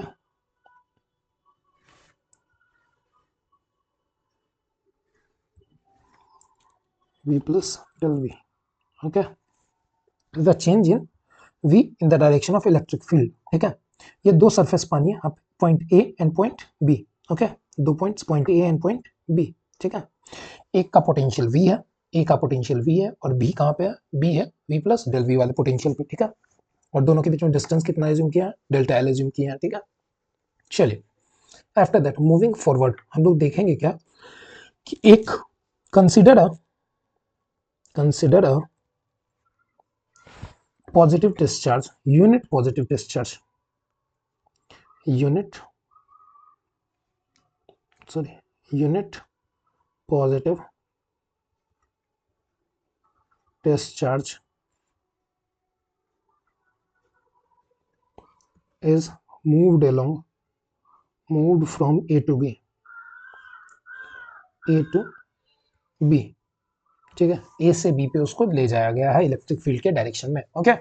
चलिए, अब हमें क्या देखना है कि इस पॉइंट पे सर +1 कूलम का चार्ज था, इसको उठा के हमें यहाँ किसी बी पॉइंट पे ले गए हैं इलेक्ट्रिक फील्ड के डायरेक्शन में, तो फोर्स कितना लगेगा, F बराबर सर क्या होता है, क्यू ई, क्या होता है, क्यू ई, क्यू कितना है +1 coulomb and E is E, so force कितना आ गया, इलेक्ट्रिक फील्ड के बराबर आ गया, ओके।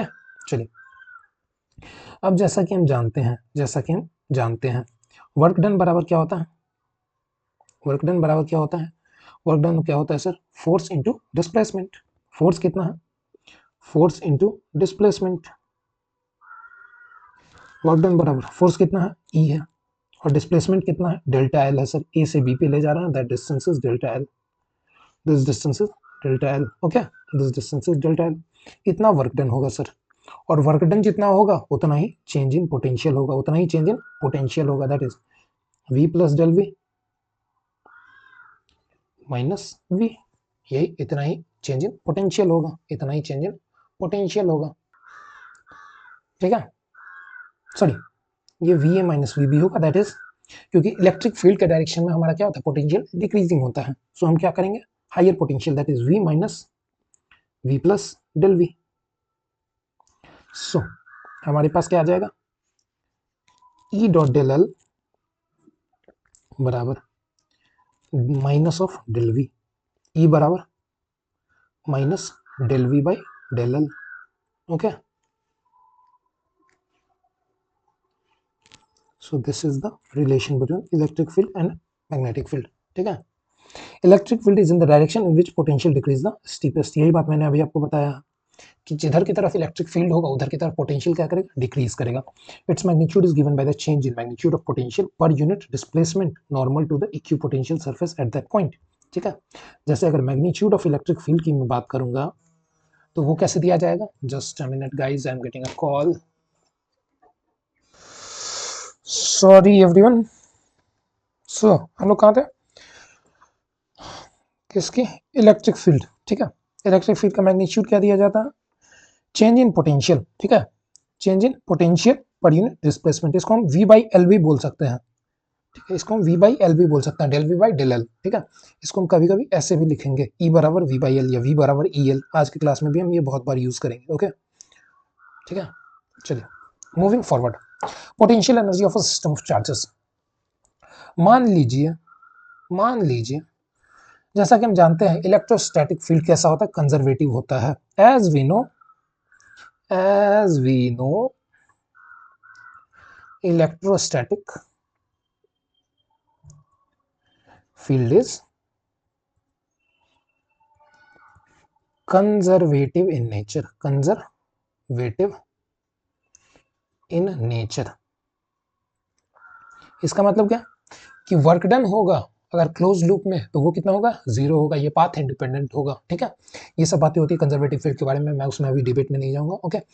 तो कंजर्वेटिव फील्ड की एक प्रॉपर्टी होती है कि वर्क डन जितना होगा उतना ही उस सिस्टम का पोटेंशियल एनर्जी हो जाएगा, ओके, उतना ही उस सिस्टम का पोटेंशियल एनर्जी हो जाएगा। सो अगर दो चार्ज के कारण मुझे पोटेंशियल एनर्जी निकालना है तो मुझे क्या करना है, दो चार्ज के कारण वर्क डन निकालना है, ठीक है। सो वर्क डन आप जानते हैं क्या होता है, work done per unit charge is potential, work done per unit charge is potential, तो work done is equal to V into Q बराबर पोटेंशियल एनर्जी। सो मुझे अब पोटेंशियल एनर्जी निकालना, मान लेता हूं मैं ये कि दो चार्जेस हैं। First one I am assuming Q1 eight a distance R1 and Q2 eight a distance R2। ठीक है, जस्ट अ मिनट, मैं अज्यूम कर रहा हूँ Q1 चार्ज है और यहाँ पे Q2 चार्ज है R डिस्टेंस पे। Okay, so is equal, so potential क्या हो जाएगा V इंटू क्यू, Q1 के कारण V कितना हो जाएगा V due to Q1 into Q2 is equal to potential energy of the system. So V due to Q1 कितना हो जाएगा Q1 by R into Q2 बराबर पोटेंशियल एनर्जी। सो अगर मुझसे potential energy of the system पूछा जाएगा तो ये मैं क्या बोलूंगा Q1 Q2 बाई R। ठीक है, अगर यहाँ पे 3-4 चार्जेस के कारण पूछा जाएगा तो उसमें भी हमारा कैलकुलेशन सेम होगा, उसमें कोई वेरिएशन नहीं होगा। सो पोटेंशियल एनर्जी इसी के साथ हमारा खत्म हो गया। अब ये 3 चार्जेस के कारण भी हम लोग निकाल सकते हैं, बट उसके कुछ क्वेश्चंस आते नहीं हैं एग्जाम्स में, सो मैं उस टॉपिक को स्किप कर रहा हूँ अभी के लिए। आप एक और एनसीईआरटी से वो चीज रेफर कर सकते हैं कि 3 चार्जेस या 4 चार्जेस या सिस्टम ऑफ चार्जेस के कारण पोटेंशियल एनर्जी कैसे निकालेंगे। ओके, उसके न्यूमेरिकल जनरली एग्जाम में नहीं पूछे जाते हैं। So moving forward towards the potential energy of an dipole in an external field. Okay, so ये देखो ठीक, पोटेंशियल एनर्जी हमसे निकालना है। ठीक है, जैसा कि हम जानते हैं as we no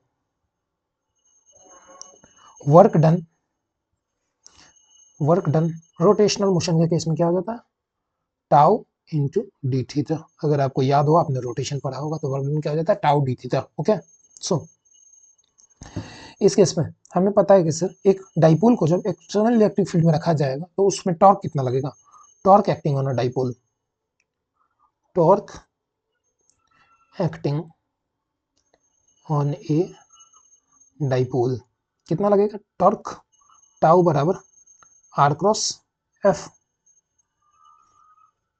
check, which is equal to R into F into sin theta into n cap। okay, so torque का मैग्नीट्यूड में लिख रहा हूँ, R क्रॉस F का मैग्नीट्यूड में लिख रहा हूँ, this thing okay, R cross F sin theta। Okay, so work done बराबर क्या हो जाएगा integration of R F sin theta into d theta। Okay, from कहाँ से कहाँ तक, थीटा 1 से इनिशियल एंगल थीटा नॉट से लेकर थीटा तक। ओके, सो W बराबर R कांस्टेंट है, F कांस्टेंट है, integration of sin theta d theta हमें क्या देगा, sin का integration is minus cos theta, this will give us minus cos theta with the limits ranging from theta naught to theta। okay, so W बराबर R F, अब यहाँ पे minus sign है, इस माइनस साइन को मैं replace करूंगा तो लिमिट क्या हो जाएगा, इनवर्स हो जाएगा। Okay, upper limit lower limit हो जाएगा, लोअर लिमिट अपर लिमिट हो जाएगा। ठीक है, so I can write it as cos theta, theta is the lower limit and theta naught is the upper limit। I can say that W is equal to RF cos theta naught minus cos theta। ठीक, और अब इस W तो हम निकाल लिए हैं, अब इसके बाद हम क्या करेंगे, एज वी नो इलेक्ट्रोस्टैटिक, फिर से वही राम कहानी, as we know electrostatic field is conservative in nature, so the entire work done will get converted into potential energy. So potential energy of the system बराबर RF cos थीटा में लिख दूंगा। ठीक है, पोटेंशियल एनर्जी कितना मैं लिख सकता हूँ, R dot vector F, sorry RF what I am writing is R cross F, ये तो मैंने जनरल परसेप्शन से कर दिया, sorry. Torque, okay, what is the torque acting on a dipole is P cross E। I need to erase it all, P cross E, torque acting on a dipole that is vector P cross vector E। ठीक है, ये क्या हो जाएगा PE sin theta, PE sin theta. R cross F general torque का formula होता है, मैंने वही कंप्लीट कर दिया है, PE और RF की जगह पे मैं क्या डाल, सारी जगह PE डाल दूंगा। सॉरी गाइस, मैं बहते बहते कहीं भी बह गया। Here I will write PE, मैं रोटेशनल पढ़ाने चला गया था थोड़ी देर के लिए। ठीक है, आई एम सॉरी, मेरे मुंह से निकल गई। am सॉरी, u बराबर p डॉट ई cos थीटा। अब इसको मैं कैसे लिखूंगा, vector p dot vector e dot product will give us cos theta. Okay ठीक, ये इसका रिजल्ट देगा हमको। चलिए, ये हो गया हमारा potential energy of a dipole in an external electric field. Okay, ये हो गया मेरा कैलकुलेशन। अब इसमें जनरली ये तो आ गया फॉर्मूला। अब मैं अगर जनरल फॉर्मूला की बात करूँ तो जनरल फॉर्मूला मेरा क्या है, u बराबर p dot e cos theta naught minus cos theta. Usually theta naught is equal to 90 degree. हम एज्यूम करते हैं ये चीज, क्यों एज्यूम करते हैं इसके बारे में मैं आपको आगे बताऊंगा। This is P E into cos 90 degree minus cos theta. ठीक है, this will give us 0, u बराबर minus P E cos theta. ठीक है, okay okay okay okay okay okay okay. चलिए, मूविंग फर्दर। ठीक है, पोटेंशियल एनर्जी हो गया डाइपोल के कारण, अब और तो कुछ है नहीं पोटेंशियल एनर्जी में। After that electrostatic properties of conductor, ये आप रट के जाएंगे। ठीक है, ये 5 नंबर के क्वेश्चन मोस्ट प्रोबेबल होंगे। मोस्टली 5 नंबर में तो नहीं पूछा जाएगा, बट हाँ 3 मार्क्स में 2 मार्क्स में इसे पूछा जा सकता है। एक इसकी प्रॉपर्टी होती है इलेक्ट्रोस्टैटिक शील्डिंग के बारे में, वो प्रॉपर डेफिनेशन में आपको याद करना पड़ेगा। ठीक है, फर्स्ट प्रॉपर्टी कंडक्टर के प्रॉपर्टीज के बारे में हम लोग पढ़ रहे हैं। किसके प्रॉपर्टीज के बारे में, कंडक्टर के बारे में। कंडक्टर जो इलेक्ट्रिसिटी को कंडक्ट कर सकता है, फ्लो कर सकता है, उसे हम कंडक्टर बोलते हैं। ओके, पहला प्रॉपर्टी है inside a conductor electrostatic field is zero, यानी कि कंडक्टर के अंदर, कंडक्टर मान लो ये कोई चीज है, तो इसके अंदर इलेक्ट्रिक फील्ड क्या होगा, जीरो होगा। कंडक्टर के सरफेस पे चार्ज स्टोर किया जाता है। चार्ज कहाँ पे रिसाइड करता है, कंडक्टर के सरफेस पे। कंडक्टर के सरफेस पे चार्ज होता है, सिर्फ कहाँ पे होता है, सरफेस पे चार्ज होता है। अंदर जब कोई चार्ज ही नहीं है तो अंदर इलेक्ट्रिक फील्ड भी नहीं होगा। ओके, इसी के लिए बोला जाता है inside a conductor electrostatic field is zero. The electric field inside a conductor is zero because the net charge inside the conductor is zero. Okay, चलिए फर्स्ट पॉइंट ठीक, पहला पॉइंट ठीक। दूसरा, at the surface of a charged conductor, at the surface of the charged conductor electrostatic field must be normal to the surface at every point। ये बात मैंने आपको बताया कि सर अगर इक्विपोटेंशियल सरफेस की चीज के बारे में भी हमने यही बात देखी थी कि सर इससे कैसा होगा, नॉर्मल होगा। कैसा होगा, नॉर्मल होगा। ठीक है, ठीक। सरफेस ऑफ चार्ज कंडक्टर, मान लीजिए ये चार्ज कंडक्टर का सरफेस है, that plus charge plus charge plus charge plus charge plus charge plus charge अगर है यहाँ पे, तो इससे फील्ड लाइन कैसे जाएंगे, आउटसाइड। और अगर यही माइनस चार्ज होंगे तो that will be coming inside of the sphere. Okay, ठीक। because of the surface of the conductor has a constant potential and the electric field is the gradient of potential। अब gradient यहाँ पे क्या है, gradient हम लोग change को हम लोग डिनोट करते हैं ग्रेडियंट से। ठीक है, इसका सिंबल ये होता है, नेबुला पढ़ते हैं। ठीक है, इसको छोड़ दो अभी के लिए। Okay, gradient of a potential. ठीक, the interior of a conductor can have no excess charge in the static situation. किसी भी रेस्ट की अवस्था में कंडक्टर के अंदर कोई भी चार्ज नहीं होगा। अगर इसको हम रब नहीं करेंगे तो इसके अंदर कोई चार्ज नहीं जाएगा, नेट चार्ज इसके अंदर जीरो रहेगा। ठीक है, because electric field inside the conductor is zero in the static environment. ठीक है, इलेक्ट्रोस्टैटिक पोटेंशियल इज, ये कौन सा पॉइंट हुआ guys, third point is this. ठीक, fourth point, electrostatic potential is constant throughout the volume of the conductor and has the same value on its surface।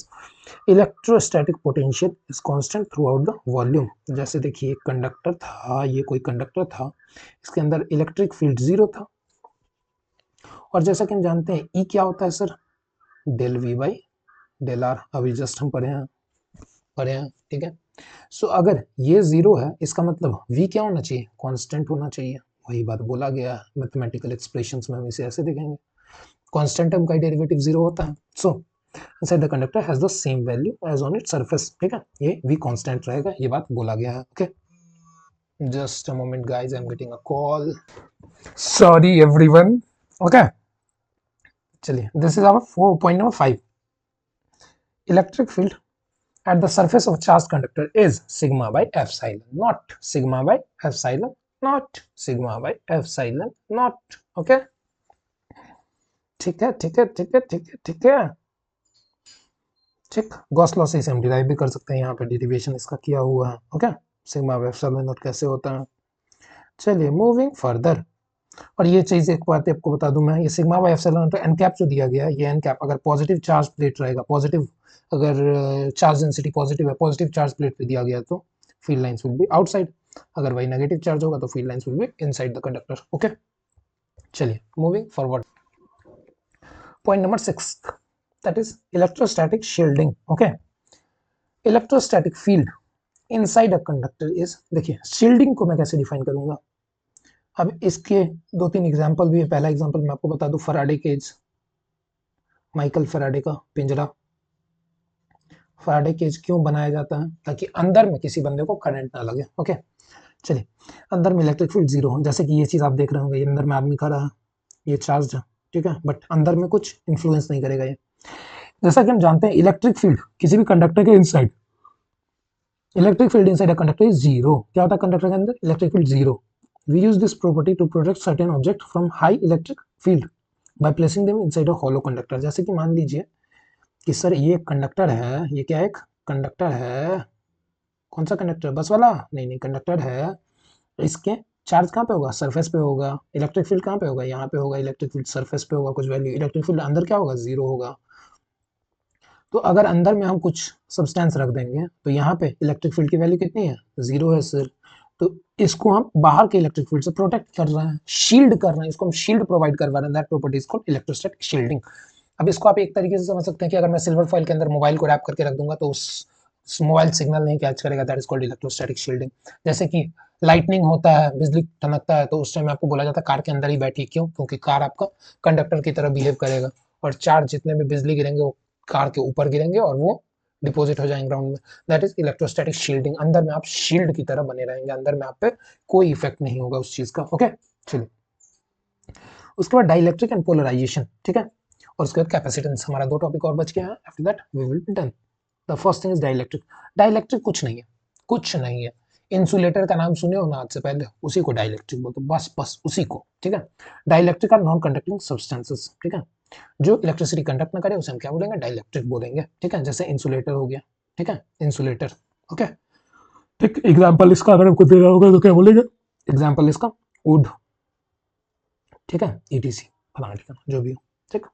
उसके बाद आते हैं हम लोग पोलराइजेशन वाले टॉपिक पर। पोलराइजेशन क्या होता है? पोलराइजेशन बताने के लिए मैं सबसे पहले ये फोटो का यूज करूंगा, ठीक है। दो टाइप के मॉलिक्यूल्स होते हैं, एक नॉन पोलर मॉलिक्यूल, एक पोलर मॉलिक्यूल, ठीक है। पोलर मॉलिक्यूल किसे बोलते हैं? पोलर मॉलिक्यूल में होता क्या है कि दोनों के सेंटर जो होते हैं बॉन्ड के, वो कोलाइड कर रहे होते हैं। केमिस्ट्री में आपने पढ़ा होगा, दोनों के सेंटर जो होते हैं ओवरलैप कर रहे होते हैं, ठीक है। और नॉन पोलर मॉलिक्यूल में क्या होता है कि दोनों के सेंटर ओवरलैप नहीं कर रहे होते हैं, ठीक है। जैसे कि देखिए non polar molecule, electric field जब जीरो है, इलेक्ट्रिक फील्ड जब जीरो है, ठीक है, इलेक्ट्रिक फील्ड जब जीरो है, ठीक, तो अपने आप को किसी भी अरेंजमेंट में रखे हुए हैं। बट वही जब इलेक्ट्रिक फील्ड लगाया गया, इलेक्ट्रिक फील्ड लगाया गया, तो ये सारे मॉलिक्यूल्स क्या हो गए? एक पर्टिकुलर डायरेक्शन में ओरिएंटेड हो गए। नेगेटिव चार्ज सारे इधर आ गए, नेगेटिव चार्ज सारे इधर आ गए, और पॉजिटिव चार्ज सारे इधर आ गए, ठीक है। अब अब डाई इलेक्ट्रिक के केस में ऐसा नहीं होता। सॉरी, डाइलेक्ट्रिक क्या कर दिया? ये इसको क्या बोलेंगे? ये एक नेट डाइपोल मोमेंट डेवलप कर लिया। ये क्या डाइपोल डेवलप कर लिया? एक नेट डाइपोल मोमेंट डेवलप कर लिया इलेक्ट्रिक फील्ड के प्रेजेंस में। Net dipole moment electric field के प्रेजेंस में डेवलप कर गया, ठीक है। सो यही dipole moment per unit electric field को, dipole moment per unit volume, dipole moment जो डेवलप किया गया है, induce developed dipole, the developed dipole moment या induced dipole moment per unit volume, उसी को क्या बोलेंगे? पोलराइजेशन। और इसको हम डिनोट करेंगे पी वेक्टर से, पी वेक्टर से। Okay, for linear isotropic dielectric P vector की वैल्यू कितनी होती है? Susceptibility sigma, susceptibility Sai epsilon not times E vector, ठीक है। इलेक्ट्रिक फील्ड के डायरेक्शन में ही पोलराइजेशन वेक्टर की डायरेक्शन होगी। ओके, और साई ई क्या है? ससेप्टिबिलिटी, ससेप्टिबिलिटी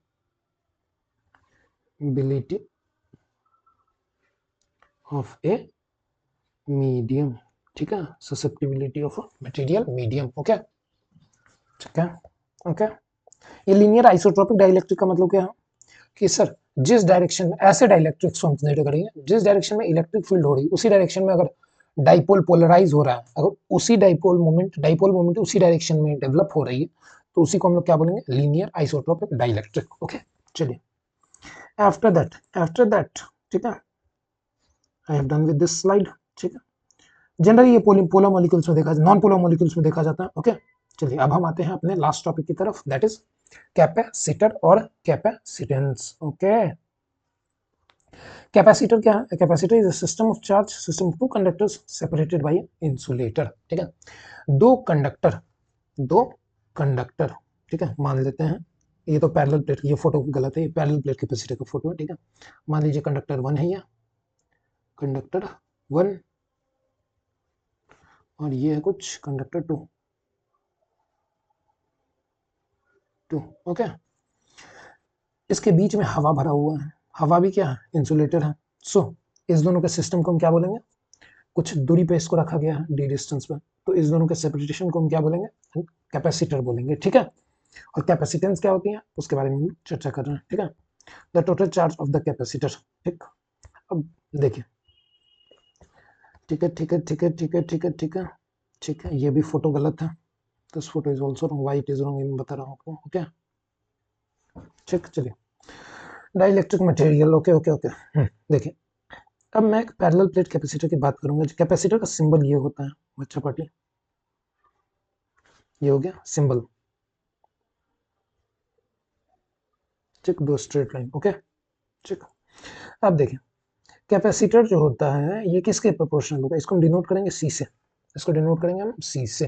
ठीक, just wait wait wait wait wait wait wait wait wait wait wait just okay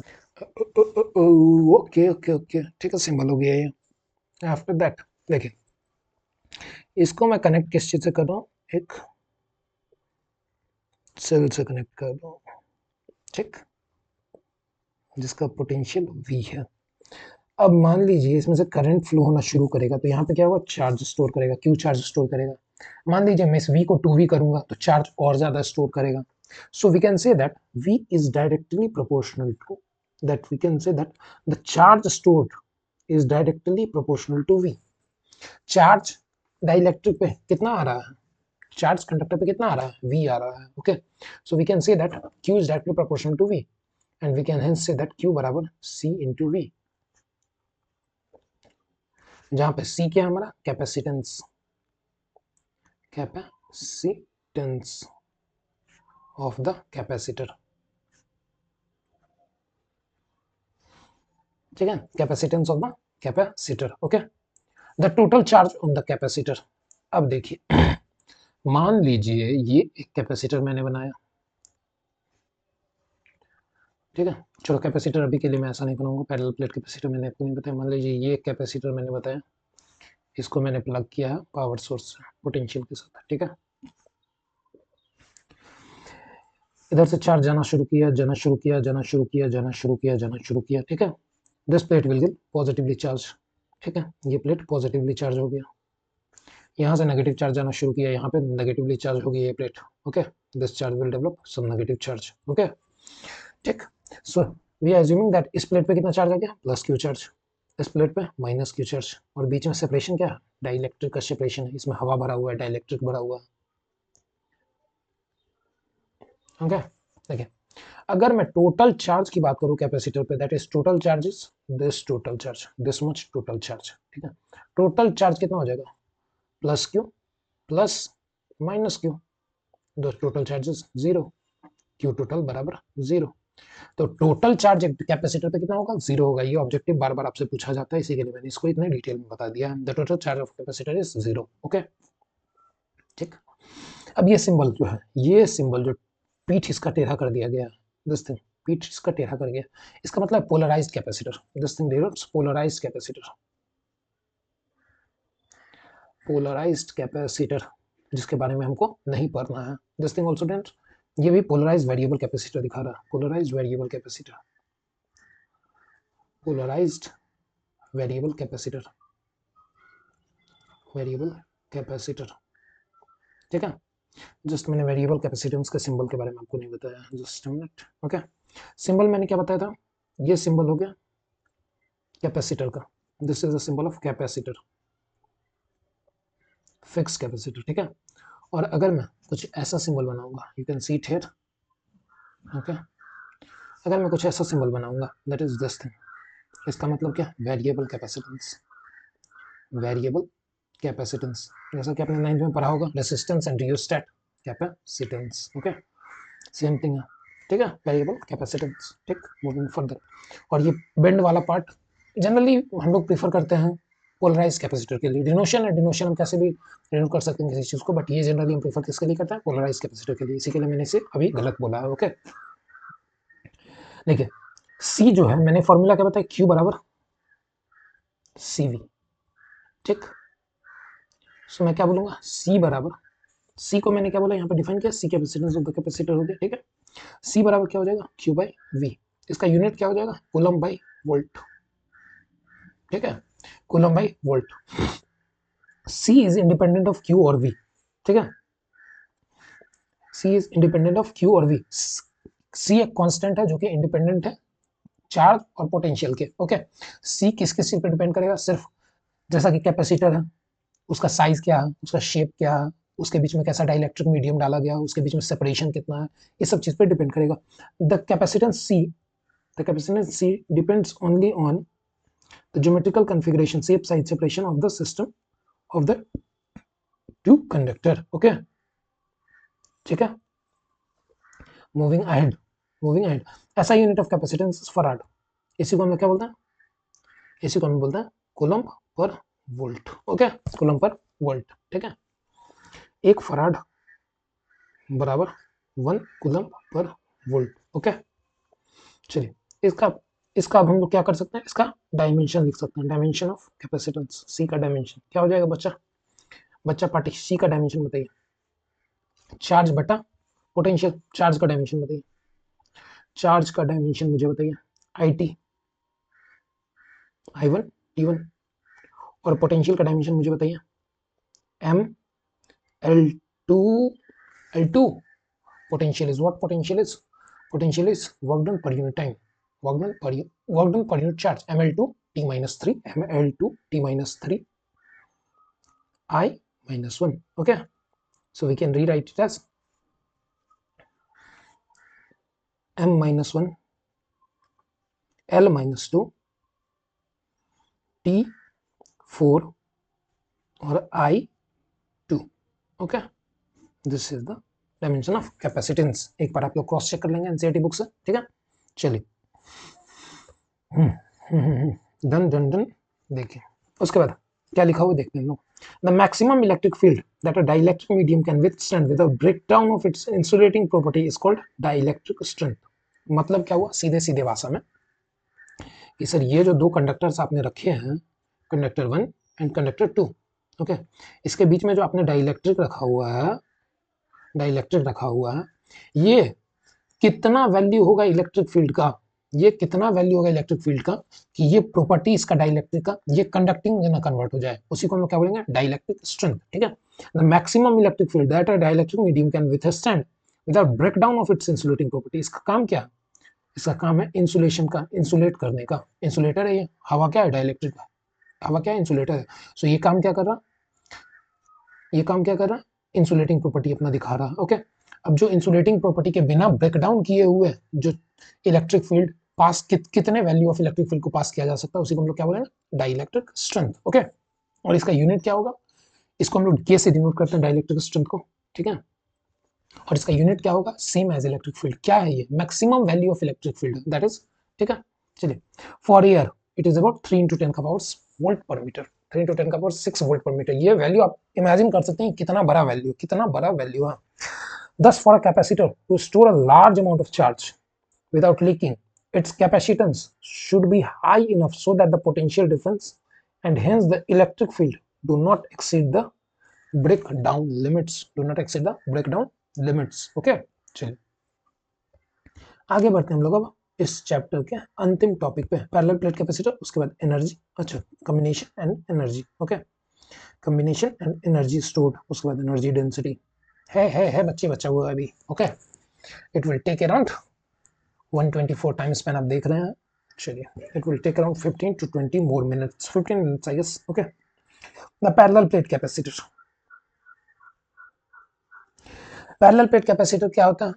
दो चार्ज, दो दो parallel plate, conducting parallel plate, एक प्लेट दूसरा प्लेट, इस दोनों के बीच में जब हवा भरा हुआ है, इस दोनों को सेपरेट किया गया डी डिस्टेंस से, इसी को हम लोग क्या बोलेंगे? पैरेलल प्लेट बोल देंगे, पैरेलल प्लेट अरेंजमेंट बोल देंगे। ठीक है, a parallel plate capacitor consist of two large plane parallel conducting plates separated by a small distance. जैसा कि आपको दिख रहा है, plate number 1 and plate number 2, plate number 1 and plate number 2, इस दोनों के बीच में सेपरेशन डी दिया हुआ है। ठीक है, इस पे मान लीजिए सिग्मा चार्ज है प्लस सिग्मा, इस पे मान लीजिए माइनस सिग्मा चार्ज। ओके, चलिए अब देखते हैं हम लोग कि बच्चा बच्चा बच्चा बच्चा बच्चा बच्चा बच्चा। ओके, चलिए देखते हैं अब हम लोग। चलिए, check, assume this as reason number 1, this as reason number 2, this as reason number 3। ठीक है, जैसा कि हम जानते हैं, एक इनफाइनाइटली लॉन्ग शीट के कारण इलेक्ट्रिक फील्ड कितना होता है? इसके कारण यहाँ पे इलेक्ट्रिक फील्ड अगर मुझे निकालना है, इस प्लस सिग्मा चार्ज के कारण यहाँ पे इलेक्ट्रिक फील्ड कैसा होगा? डाइवर्जिंग। कितना होगा? Sigma by 2 epsilon not. ठीक है, अब ये माइनस चार्ज के कारण, इस माइनस चार्ज वाले प्लेट के कारण, दिस प्लेट के कारण, यहाँ पे इलेक्ट्रिक फील्ड क्या होगा? अंदर की तरफ होगा। कितना होगा? Sigma by 2 epsilon not. ठीक है, सो नेट इलेक्ट्रिक फील्ड अगर मैं यहाँ पे लिखना चाहूँ, ई नेट क्या हो जाएगा? जीरो। क्या हो जाएगा? जीरो हो जाएगा सर। इलेक्ट्रिक फील्ड यहाँ पे क्या हो जाएगा? जीरो हो जाएगा। ठीक, अब यहाँ पे भी सेम प्रॉपर्टी, सेम चीज हो जाएगी कि सर प्लस सिग्मा चार्ज के कारण इधर लग रहा है और माइनस सिग्मा चार्ज के कारण इधर लग रहा है। दोनों की मैं वैल्यू सेम है, सिग्मा बाई 2 एप्सिलॉन। ये तो डिस्टेंस पे डिपेंड ही नहीं कर रहा था ना पैरेलल प्लेट में। ठीक है, सो यहाँ पे कितना आ जाएगा? This will be our zero, E net बराबर जीरो। ठीक है, इंपॉर्टेंट कैलकुलेशन इसके बीच में हमें निकालना है, दैट इज एरिया नंबर 2। इस रीजन में हमें कैलकुलेशन करना है। चलिए मैं एक फिगर बनाता हूँ, उसकी मदद से आप समझने की कोशिश कीजिएगा। ठीक, ये हमारा दो पैरेलल प्लेट है। ठीक, इसके ऊपर प्लस सिग्मा चार्ज था, इसके ऊपर माइनस सिग्मा चार्ज है। ठीक है, मुझे इलेक्ट्रिक फील्ड यहाँ का ही निकालना है। प्लस सिग्मा चार्ज के कारण इलेक्ट्रिक फील्ड किधर होगा? इधर होगा। कितना? सिग्मा बाई 2 एप्सिलॉन नॉट होगा। माइनस सिग्मा चार्ज के कारण इलेक्ट्रिक फील्ड किधर होगा? इधर ही होगा। माइनस चार्ज किधर? अट्रैक्टिव काम करता है, तो इधर कितना होगा? सिग्मा बाई 2 एप्सिलॉन नॉट होगा। ठीक है, सो नेट इलेक्ट्रिक फील्ड किधर की तरफ आ रहा? इधर की तरफ, ई नेट। और इसकी वैल्यू कितनी आएगी? चलिए मैं इसे यहाँ लिखता हूँ, ई नेट। इसकी वैल्यू कितनी आएगी? This plus this, sigma by 2 epsilon not plus sigma by 2 epsilon not. ये कितना हो जाएगा? 2 sigma by 2 epsilon, that is sigma by epsilon not. ठीक है, पैरेलल प्लेट कैपेसिटर के अंदर electric field inside a parallel plate capacitor, electric field inside a parallel plate capacitor is given by E बराबर sigma by epsilon not. Okay, ठीक, या और इसे हम और क्या लिख सकते हैं? अगर चार्ज के टर्म्स में दिया रहेगा तो सिग्मा बराबर क्यू बाई ए होता है, ये हम जानते हैं। सिग्मा बराबर क्यू बाई ए होता है, that is charge per unit area, charge per unit area, Q by A epsilon not. Okay, ठीक, अब यहां से मैं एक बहुत ही इंटरेस्टिंग चीज निकाल सकता हूँ, इंटरेस्टिंग चीज निकाल सकता हूँ, मैं आपको निकाल के दिखाता हूँ। ओके, इलेक्ट्रिक फील्ड और पोटेंशियल के बीच में अभी हमने जस्ट एक रिलेशन पढ़ा था, that E is equal to V by L. Just मैं आपको दिखा देता हूँ, कहाँ पढ़ा हमने, कहाँ पढ़ा है हमने, कहाँ पढ़ा? इक्विपोटेंशियल सरफेस के बाद हमने पढ़ा है potential energy. This is our equipotential surface. E बराबर मैंने क्या बोला? वी बाई एल बोला, या V बराबर E इंटू एल बोला, V बराबर E इंटू एल बोला। ओके, बल बोला। चेक, ठीक है, E बराबर मैंने क्या बोला? V by L, V by L बराबर क्या होगा? Q by A epsilon naught होगा। Check. V by Q, L क्या है यहाँ पे, L क्या है वो, L is the separation distance. यहाँ पे L की वैल्यू कितनी दी हुई है, D दी हुई है, this value is D given here, okay, D दी हुई है। ठीक, सो L की जगह पे मैं क्या रिप्लेस कर दूं, D रिप्लेस करूंगा। ठीक है, V बाई क्यू बराबर D by A epsilon not, और Q बाई B को मैं क्या लिख दूं, ए एप्सिलॉन नॉट बाई D, और Q बाई V को ही मैं क्या बोलता हूँ, कैपेसिटेंस बोलता हूँ। ठीक है, तो C बराबर मेरा क्या आ गया, A epsilon naught by D। ठीक है, जहां पे A क्या है, where A is area of the plate, area of plate, okay. D क्या है, D is separation distance between the plate, separation between plate। ठीक, और एप्सिलॉन नॉट क्या है, परमिटिविटी ऑफ फ्री स्पेस। ठीक है, epsilon not is permittivity of,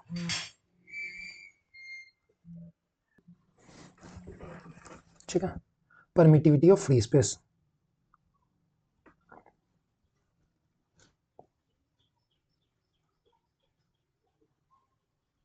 okay, चलिए अब effect of dielectric on capacitance, इससे एक दो ऑब्जेक्टिव पूछे गए हैं, इसी के लिए मैं ये टॉपिक को अभी डिस्कस कर रहा हूँ। ठीक है, जैसे कि हम लोग जानते हैं Coulomb's law in a medium क्या होता है, मैंने लास्ट क्लास में आपको बताया था।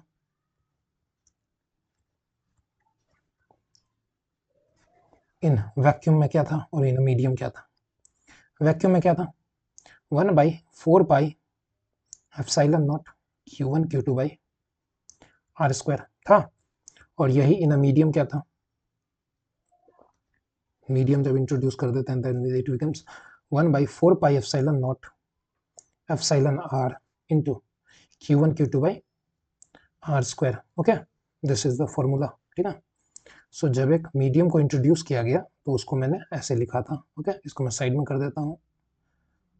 ठीक है, ठीक है, चलिए अब देखिए, अब अगर मुझसे पूछा जा रहा है कि सर, इसको आपको लास्ट क्लास से रिकॉल करना पड़ेगा दिस थिंग। ओके, मैंने ये चीज लिखवाया है आपको, डाइइलेक्ट्रिक कैपेसिटेंस। ठीक है, कैपेसिटेंस देखिए, सी की वैल्यू क्या आ रही है, सी बराबर ए एप्सिलॉन नॉट बाई डी।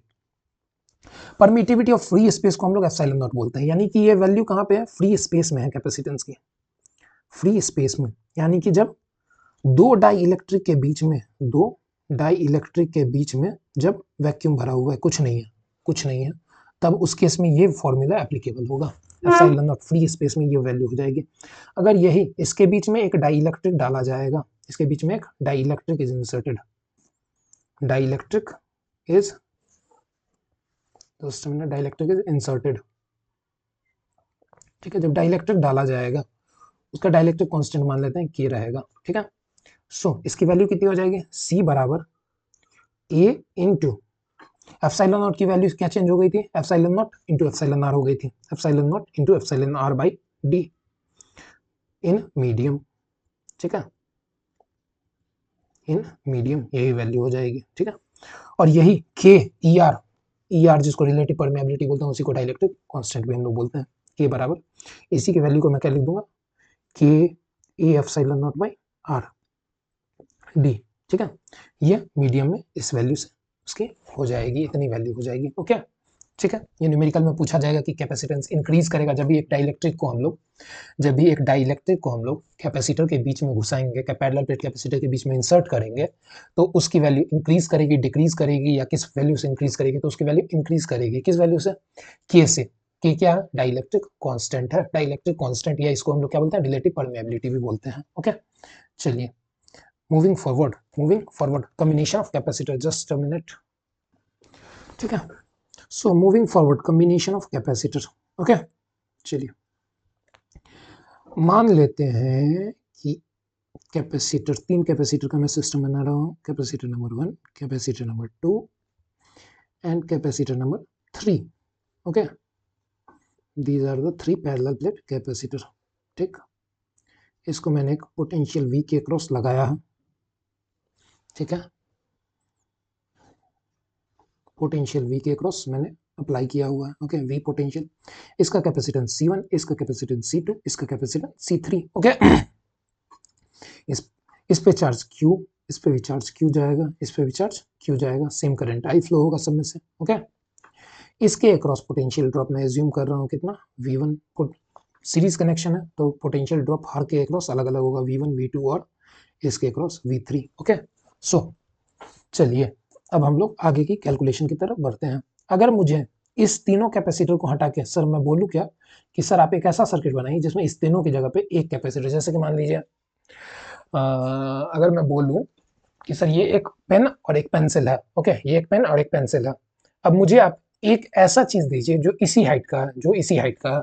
सो मैं क्या करूंगा, मैं आपको एक स्केल दे दूंगा इस हाइट का। ओके, इसी तरीके से अगर मुझे बोला जाए कि ये दो कैपेसिटर है, ये दो कैपेसिटर है, अब इस दोनों को जोड़ के तीसरा कैपेसिटर जो मुझे देना को वो कितने का दूंगा। मान लीजिए दो दो फैराड का कैपेसिटर है, ये 2 फैराड का कैपेसिटर है, इस दोनों को जोड़ूंगा तो मैं तीसरा जो कैपेसिटर दूंगा वो कितने फैराड का दूंगा, वो 4 फैराड का दूंगा क्या, नहीं, वो मैं कितने का दूंगा ये मैं निकाल के देखता हूं। ओके, चलिए, सो इसके इक्विवेलेंट में मैं एक कैपेसिटर मान रहा हूं कि सर मैंने वो जो कैपेसिटर आपको दिया है, भी पोटेंशियल है, यहाँ पे चार्ज कितना स्टोर है, Q है, और कैपेसिटेंस C है उसका। ओके, ये मैंने एजम्पशन लिया है, इसके इक्विवेलेंट, ये इक्विवेलेंट का साइन है। ओके, चलिए अब इस फोटो को मैं डालता हूँ कहाँ पे, साइड में। ठीक है, इस फोटो को छोटा करता हूँ और डालता हूँ साइड में। मेरे पास जगह है क्या, हाँ जी भाई मेरे पास तो पूरा जगह है। So I can put it here on, इसको मैं यहीं पे रहने देता हूँ। ओके, चलिए, ठीक है। अब अगर मैं बात करूं टोटल पोटेंशियल की, जैसा कि हम जानते हैं V बराबर क्या होगा, V1 plus V2 plus V3, होगा या नहीं होगा, ठीक होगा सर। V बराबर मैं क्या बोल दूं, V1 की जगह पे मैं क्या लिख दूं, V1 की जगह पे जैसा कि हम जानते हैं Q बराबर क्या होता है सर, CV होता है, V बराबर Q बाई C होगा। ठीक है, V1 की जगह पे मैं क्या लिख दूं, Q चार्ज स्टोर कर रहा है C1 कैपेसिटेंस है। V2 की जगह पे मैं क्या लिख दूं, Q बाई C2 लिख दूंगा।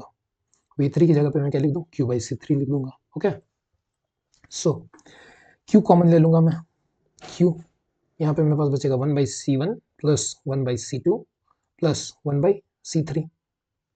ठीक, V by Q is equal to 1/C1 plus 1/C2 plus 1/C3। ठीक, अब V बाई Q को मैं क्या बोल सकता हूँ, V by Q I can write it as 1/1 over में C। यहाँ से आप देख सकते हैं V बाई Q को मैं क्या बोल सकता हूँ, 1 ओवर में C बोल सकता हूँ। सो 1 ओवर में C is equal to 1 over में C1 प्लस 1 ओवर में C2 प्लस 1 ओवर में C3, and this C is the equivalent capacitance of the system. Okay, equivalent capacitance of the system. अगर मुझे इसी तरीके से 1/C equivalent for n capacitor, for just a minute, let me move it down a bit, for n capacitor in series arrangement,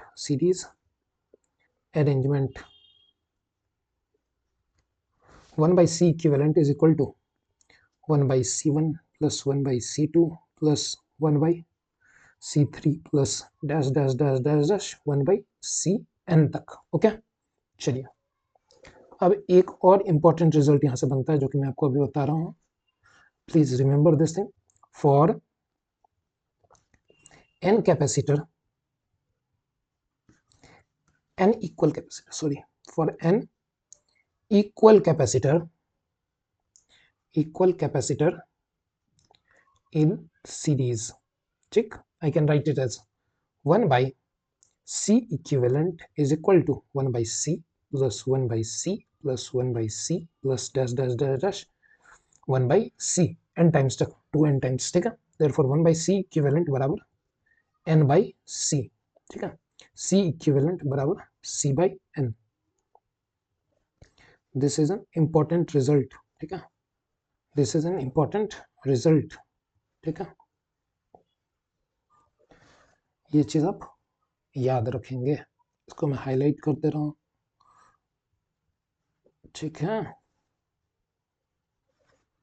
just a minute, change style, then ठीक है, इसको आप याद रखेंगे। ओके, चलिए। ओहो सॉरी गाइस, चलिए after that मैं पैरेलल कॉम्बिनेशन की बात करता हूँ। तो सीरीज कॉम्बिनेशन में जैसे रेसिस्टर को आपने पढ़ा होगा 10th में कि पैरेलल में कैसे ऐड करते हैं, वैसे ही सीरीज में कैपेसिटर को ऐड करते हैं। ओके, सो अब आगे हम लोग को क्या पढ़ना, फॉर पैरेलल कॉम्बिनेशन। ये क्या था, for series combination of resistor, for series combination. Okay, for series combination, check. Moving forward, for parallel combination I do have space. Yes, for parallel combination, for parallel combination of capacitor. Okay, assume करता हूँ मैं, photo बनाता हूँ यहाँ पे, ठीक है। Capacitor number 1, this is my capacitor number 1 with capacitance C1. This is my capacitor number 2 with capacitance C2, and this is my capacitance number 3 with capacitance C3. Okay, tick, are connected across a potential V. Check. Assuming that the charge stored on C1 is Q1, the charge stored on C2 is Q2, the charge stored on C3 is Q3. Okay, and the equivalent capacitance that it makes is C with the potential V. Okay, assuming the equivalent system. Okay, chaliye. The charge stored on each capacitor will be different in the case of parallel combination. Okay, so moving ahead, I can write it as we know that V barabar, as we know in parallel combination, the potential drop across these two terminals is V only. The parallel combination, the potential drop across these two terminals is V only. So we can say that V is equal to, as we know, Q बराबर CV होता है मेरा, यहाँ पे हम क्या बोल देंगे, Q बराबर CV होता है सर, V बराबर मैं क्या बोल दूंगा, Q by C sir. Okay, Q by C, ठीक। V बराबर Q1 by C1 and V बराबर Q2 by C2 and V बराबर Q3 by C3. Okay, this is the expression for V, ठीक है। या इसको मैं ऐसे भी बोल सकता हूँ, Q1 बराबर VC1, Q2 बराबर VC2 एंड Q3 बराबर VC3, ठीक है। सो मूविंग अहेड, और यहाँ पे Q बराबर क्या है, CV है, ठीक है। यहाँ पे Q बराबर CV, ठीक है। और एज वी नो Q बराबर Q1 plus Q2 plus Q3 and so on. Okay, so we can say that Q is equal to, Q की जगह पे मैं क्या रिप्लेस कर दूं, CV is equal to V into C1 plus V into C2 plus V into C3. V common ले लेंगे, C बराबर C1 plus C2 plus C3. This is C equivalent. Okay, this is a value of C equivalent, ठीक है। For n equal capacitors, for n capacitors, n capacitor in series, ठीक है। क्या लिखूंगा, C equivalent बराबर C1 plus C2 plus C3 plus dash dash dash dash dash plus Cn. Okay, for n equal capacitor, n equal capacitor in series combination, C equivalent बराबर C plus, सारा का capacitance क्या equal है, तो सारे को मैं जोड़ दूंगा n टाइम्स, ठीक है। सो C इक्विवेलेंट बराबर n इंटू C, ठीक। ये भी एक इंपॉर्टेंट रिजल्ट है। सो दो इंपॉर्टेंट रिजल्ट आपको याद हो तो मैंने बता दिए। First is this one and second is this one. अब इससे ऑब्जेक्टिव में आपसे क्वेश्चन कैसे पूछे जाएंगे, क्वेश्चन आपसे ये पूछा जाएगा कि find the ratio of the equivalent resistance when n resistors are joined in series and then that n resistance are n capacitors are joined in parallel combination. So C equivalent in series by C equivalent in parallel. अगर आपको निकालने बोला जाएगा तो ये क्या निकालेगा, C by n into C, तो सी कट जाएगा, ये रेशियो क्या आ जाएगा, 1/n² का रेशियो आ जाएगा, ठीक है, 1:n²। ये ऑब्जेक्टिव आपसे पूछा जा चुका है, ओके, सो आप इसे याद रखेंगे, ठीक है। C parallel by C equivalent in parallel by C equivalent in series पूछा जाएगा तो वो n²1 हो जाएगा, ठीक है। चलिए, moving forward, energy stored in a capacitor to our second last topic. Okay, second last topic, energy stored. After this we will be moving towards energy density. Okay, तब तक हम लोग रिकॉल करते हैं क्या क्या पढ़ा हमने। पहले हमने पढ़ा पोटेंशियल के बारे में, ठीक, पोटेंशियल से आगे बढ़े हमने, ठीक है, potential due to point charge पढ़ा, पोटेंशियल ड्यू टू डाइपोल पढ़ा, जो कि बहुत ही इंपॉर्टेंट टॉपिक है इस चैप्टर का। आफ्टर दैट हमने इक्विपोटेंशियल सरफेस को देखा, रिलेशन देखा पोटेंशियल और इलेक्ट्रिक फील्ड में। उसके बाद हमने पोटेंशियल एनर्जी के बारे में पढ़ा, ठीक है। उसके बाद हमने जीरो पॉइंट के बारे में पढ़ा कि सर जीरो पॉइंट किसे बोलते हैं। उसके बाद क्या पढ़ा हमने, उसके बाद हमने कंडक्टर की प्रॉपर्टीज पढ़ी, और कंडक्टर की प्रॉपर्टीज के बाद हम कहाँ आ गए, कंडक्टर की प्रॉपर्टीज के बाद हम लोग आ गए कैपेसिटर पर। कैपेसिटर में हमने कैपेसिटर के बारे में पढ़ा, Q=CV पढ़ा। उसके बाद हमने कैपेसिटेंस C के बारे में पढ़ा, वो एक फराड होता है, उसका यूनिट डायमेंशन हमने निकाला। उसके बाद हमने क्या पढ़ा, उसके बाद हमने पैरेलल प्लेट कैपेसिटर के बारे में पढ़ा।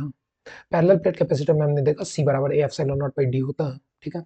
उसके बाद हमने डाइलेक्ट्रिक का मदद से, डाइलेक्ट्रिक में देखा कि डाइलेक्ट्रिक अगर हम इंसर्ट करते हैं, कोई दूसरा डाइलेक्ट्रिक इंसर्ट करते हैं हवा, तो उसकी वैल्यू क्या हो जाएगी, के टाइम से इंक्रीज कर जाएगी। आफ्टर दैट हमने क्या देखा, कैपेसिटर को सीरीज में कैसे जोड़ते हैं और कैपेसिटर को पैरेलल में कैसे जोड़ते हैं। And to our last topic energy, energy stored in the capacitor. Okay, चलिए देखिए जल्दी से इसे हम करते हैं within 2 to 3 minutes. Okay, लंबा हो गया, काफी लंबा ये वीडियो बन चुका है। डेल्टा क्यू डैश चार्ज हम एज्यूम करते हैं कि सर मैंने इस नेगेटिव टर्मिनल से डेल्टा क्यू डैश चार्ज उठा के यहाँ पे देने जा रहा हूँ, ठीक है। तो कितना काम करूंगा मैं, ये देखना चाह रहा हूँ मैं, ठीक है। सो मान लेता हूँ मैं DW काम करूंगा, ठीक है। डेल्टा थोड़ा सा काम करूंगा, थोड़ा सा चार्ज ले जाने में थोड़ा सा काम करूंगा, थोड़ा सा काम कितना करूंगा मैं, सर जितना पोटेंशियल होगा, पोटेंशियल मान लीजिए V दिया हुआ, तो V इंटू डी क्यू होगा क्या, V into d Q, okay. V जैसा कि हम जानते हैं कि Q बराबर क्या होता है, C इंटू V होता है। सो V = मैं क्या बोल दूँ, Q/C बोल दूंगा, ओके। सो V की जगह पे मैं क्या रिप्लेस कर दूँ, Q/C, DW बराबर Q/C into d q. Integrating both side,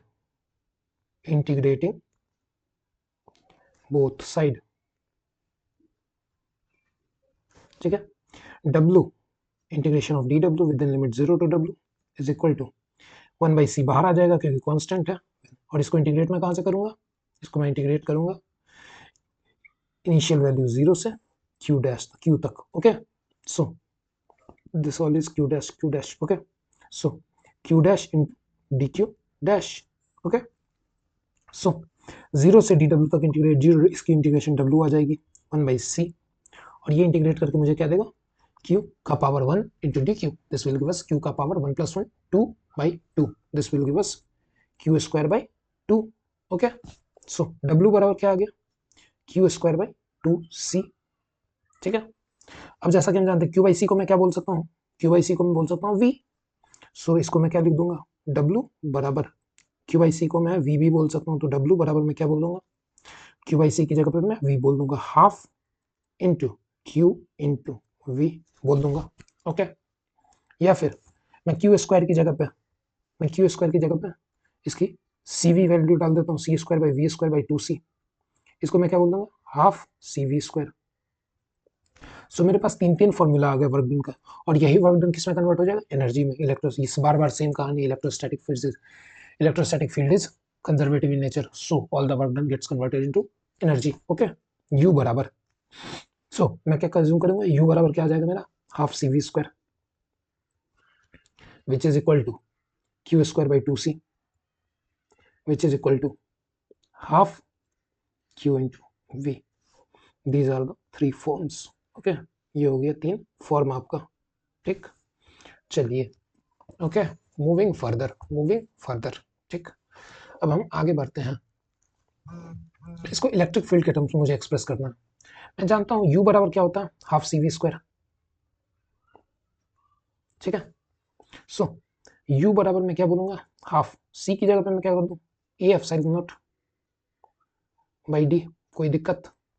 और v की जगह पे मैं क्या लिख दूं, v की जगह पे e इंटू एल मैं बोल सकता हूँ, e इंटू डी का होल स्क्वायर। अरे बोल सकते हैं, u बराबर क्या आ जाएगा, हाफ, एक डी से एक डी कट जाएगा, half into A epsilon naught by, एक डी से एक डी कट गया, बाई में कुछ नहीं आएगी, so a epsilon not E square into d, we get that, okay. So u बराबर half epsilon not E square into, यहाँ पे क्या, a into d, a into d. अब एक कैपेसिटर के केस में आप याद कीजिए कि अगर इसका एरिया a दिया हुआ है, एरिया ऑफ दिस प्लेट, और d डिस्टेंस दिया हुआ है, तो ये क्या आ जाएगी, area into distance will give us the volume of this capacitor. So u बराबर मैं क्या बोल दूं, u बराबर half epsilon not E square into volume of the capacitor, volume, और इसको मैं क्या बोल दूंगा, u बाई वॉल्यूम बराबर half epsilon not E square, और इसे मैं क्या बोल सकता हूं, छोटा u is equal to half epsilon not E square, ठीक है। डिनोशन पे ध्यान दीजिएगा, छोटा u से मैंने क्या डिनोट किया, एनर्जी डेंसिटी, ओके। देखिए डेंसिटी क्या होता है, mass by volume, mass density mass by volume, इसी तरीके से एनर्जी बाई वॉल्यूम को मैं क्या बोल रहा हूँ, एनर्जी डेंसिटी बोल रहा हूँ, energy by volume, I call it as energy density, okay, energy density, ठीक है। इसे मैं छोटा u से लिख रहा हूँ, ओके। सो एनर्जी डेंसिटी की फॉर्मूला क्या आ गई, एनर्जी बराबर क्या आया था पहले, हाफ CV स्क्वायर, ठीक है। और एनर्जी डेंसिटी बराबर क्या आ जाएगा, एनर्जी डेंसिटी की अगर बात होगी तो ये कितना आ जाएगा, half epsilon not E square, okay. So these are the given results, ठीक है। चलिए इसी के साथ मैं चैप्टर को रैप अप करता हूँ। अब मैं देख लेता हूँ एक बार, शुरू से मैंने बताया क्या क्या है आपको, एक बार मैं क्रॉस चेक कर लेता हूँ, after that we will wrap the class, ठीक है। इसी के साथ हमारा टॉपिक क्या होता है, खत्म होता है ये चैप्टर, ठीक है। इस चैप्टर की शुरुआत में मैंने क्या बताया था, पोटेंशियल बताया था। पोटेंशियल क्या होता है, वर्क डन, जो कि सर किसी चार्ज को एक पॉइंट से दूसरे पॉइंट में ले जाने में काम करने की जो होगी उसे वर्क डन पोटेंशियल बोलेंगे, ठीक है। पोटेंशियल कैसा क्वांटिटी, स्केलर क्वांटिटी, इसे ऑब्जेक्टिव बनते हैं, इसके यूनिट डायमेंशन आप देख लेंगे एक बार, ओके। उसका potential due to point charge हमने निकाला कितना आता है, के क्यू बाई आर आता है, ओके। उसके बाद फिर हम जो है बढ़े पोटेंशियल डिफरेंस की तरफ। पोटेंशियल डिफरेंस क्या होता है, दो पॉइंट के बीच में जो पोटेंशियल होगा उसको हम क्या बोलेंगे, पोटेंशियल डिफरेंस, ठीक है। इक्विपोटेंशियल सरफेस हमने देखा, फिर sorry potential due to electric dipole के कारण से हमने पोटेंशियल देखा, एक्सियल पे इक्वेटोरियल, इक्वेटोरियल को मैंने क्या बोला, ब्रॉड ऑन पोजीशन भी इसको बोला, और ये हमने बहुत ही शानदार तरीके से, बहुत ही अच्छा डेरिवेशन था, KP by r, KP cos theta by are square हमारा रिजल्ट आ रहा था, इसे हमने देखा। उसका सिस्टम ऑफ चार्ज के कारण से पोटेंशियल क्या होगा वो हमने देखा, कि सारे को स्केलरली ऐड करना है algebraically. After that potential due to electric dipole हमने देखा कि KP cos theta by are square equatorial position पे क्या हो जाता है, जीरो हो जाता है, एक्सियल पे कितना हो जाता है, केपी बाई आर स्क्वायर हो जाता है। और ये रिजल्ट इंपॉर्टेंट रिजल्ट हमने देखे, ये दोनों से ऑब्जेक्टिव बार बार पूछे जाते हैं, ये दोनों रिजल्ट आप याद रखें। पॉइंट चार्ज के लिए आर स्क्वायर के प्रोपोर्शनल होगा, और इलेक्ट्रिक डाइपोल के लिए आर क्यूब के प्रोपोर्शनल होगा इलेक्ट्रिक फील्ड, ओके। फिर जीरो पॉइंट के बारे में हमने जाना, और जीरो पॉइंट से रिलेटेड ये कैलकुलेशन मैं बोलूंगा नहीं कि मैंने पूरा कैलकुलेशन न्यूमेरिकल सॉल्व किया, मैंने एक रेफरेंस के तौर पे आपको बता दिया है कि ये न्यूमेरिकल आपसे पूछा जाएगा इस टॉपिक पे, तो आप कैसे बनाएंगे। आफ्टर दैट इक्विपोटेंशियल सरफेस के बारे में हमने जाना कि इक्विपोटेंशियल सरफेस क्या होता है, काम कितना किया जाता है इक्विपोटेंशियल सरफेस पे, वर्क डन कितना जीरो होता है। उसके बाद हमने फील्ड और पोटेंशियल के बीच में रिलेशन जाना, क्या होता है, ई बराबर minus del we by del r, ठीक है। उसके बाद पोटेंशियल एनर्जी के बारे में हमने जाना, सिस्टम ऑफ चार्जेस के कारण। उसके बाद हमने पोटेंशियल एनर्जी डाइपोल के कारण जाना, minus p cos theta p dot E, okay.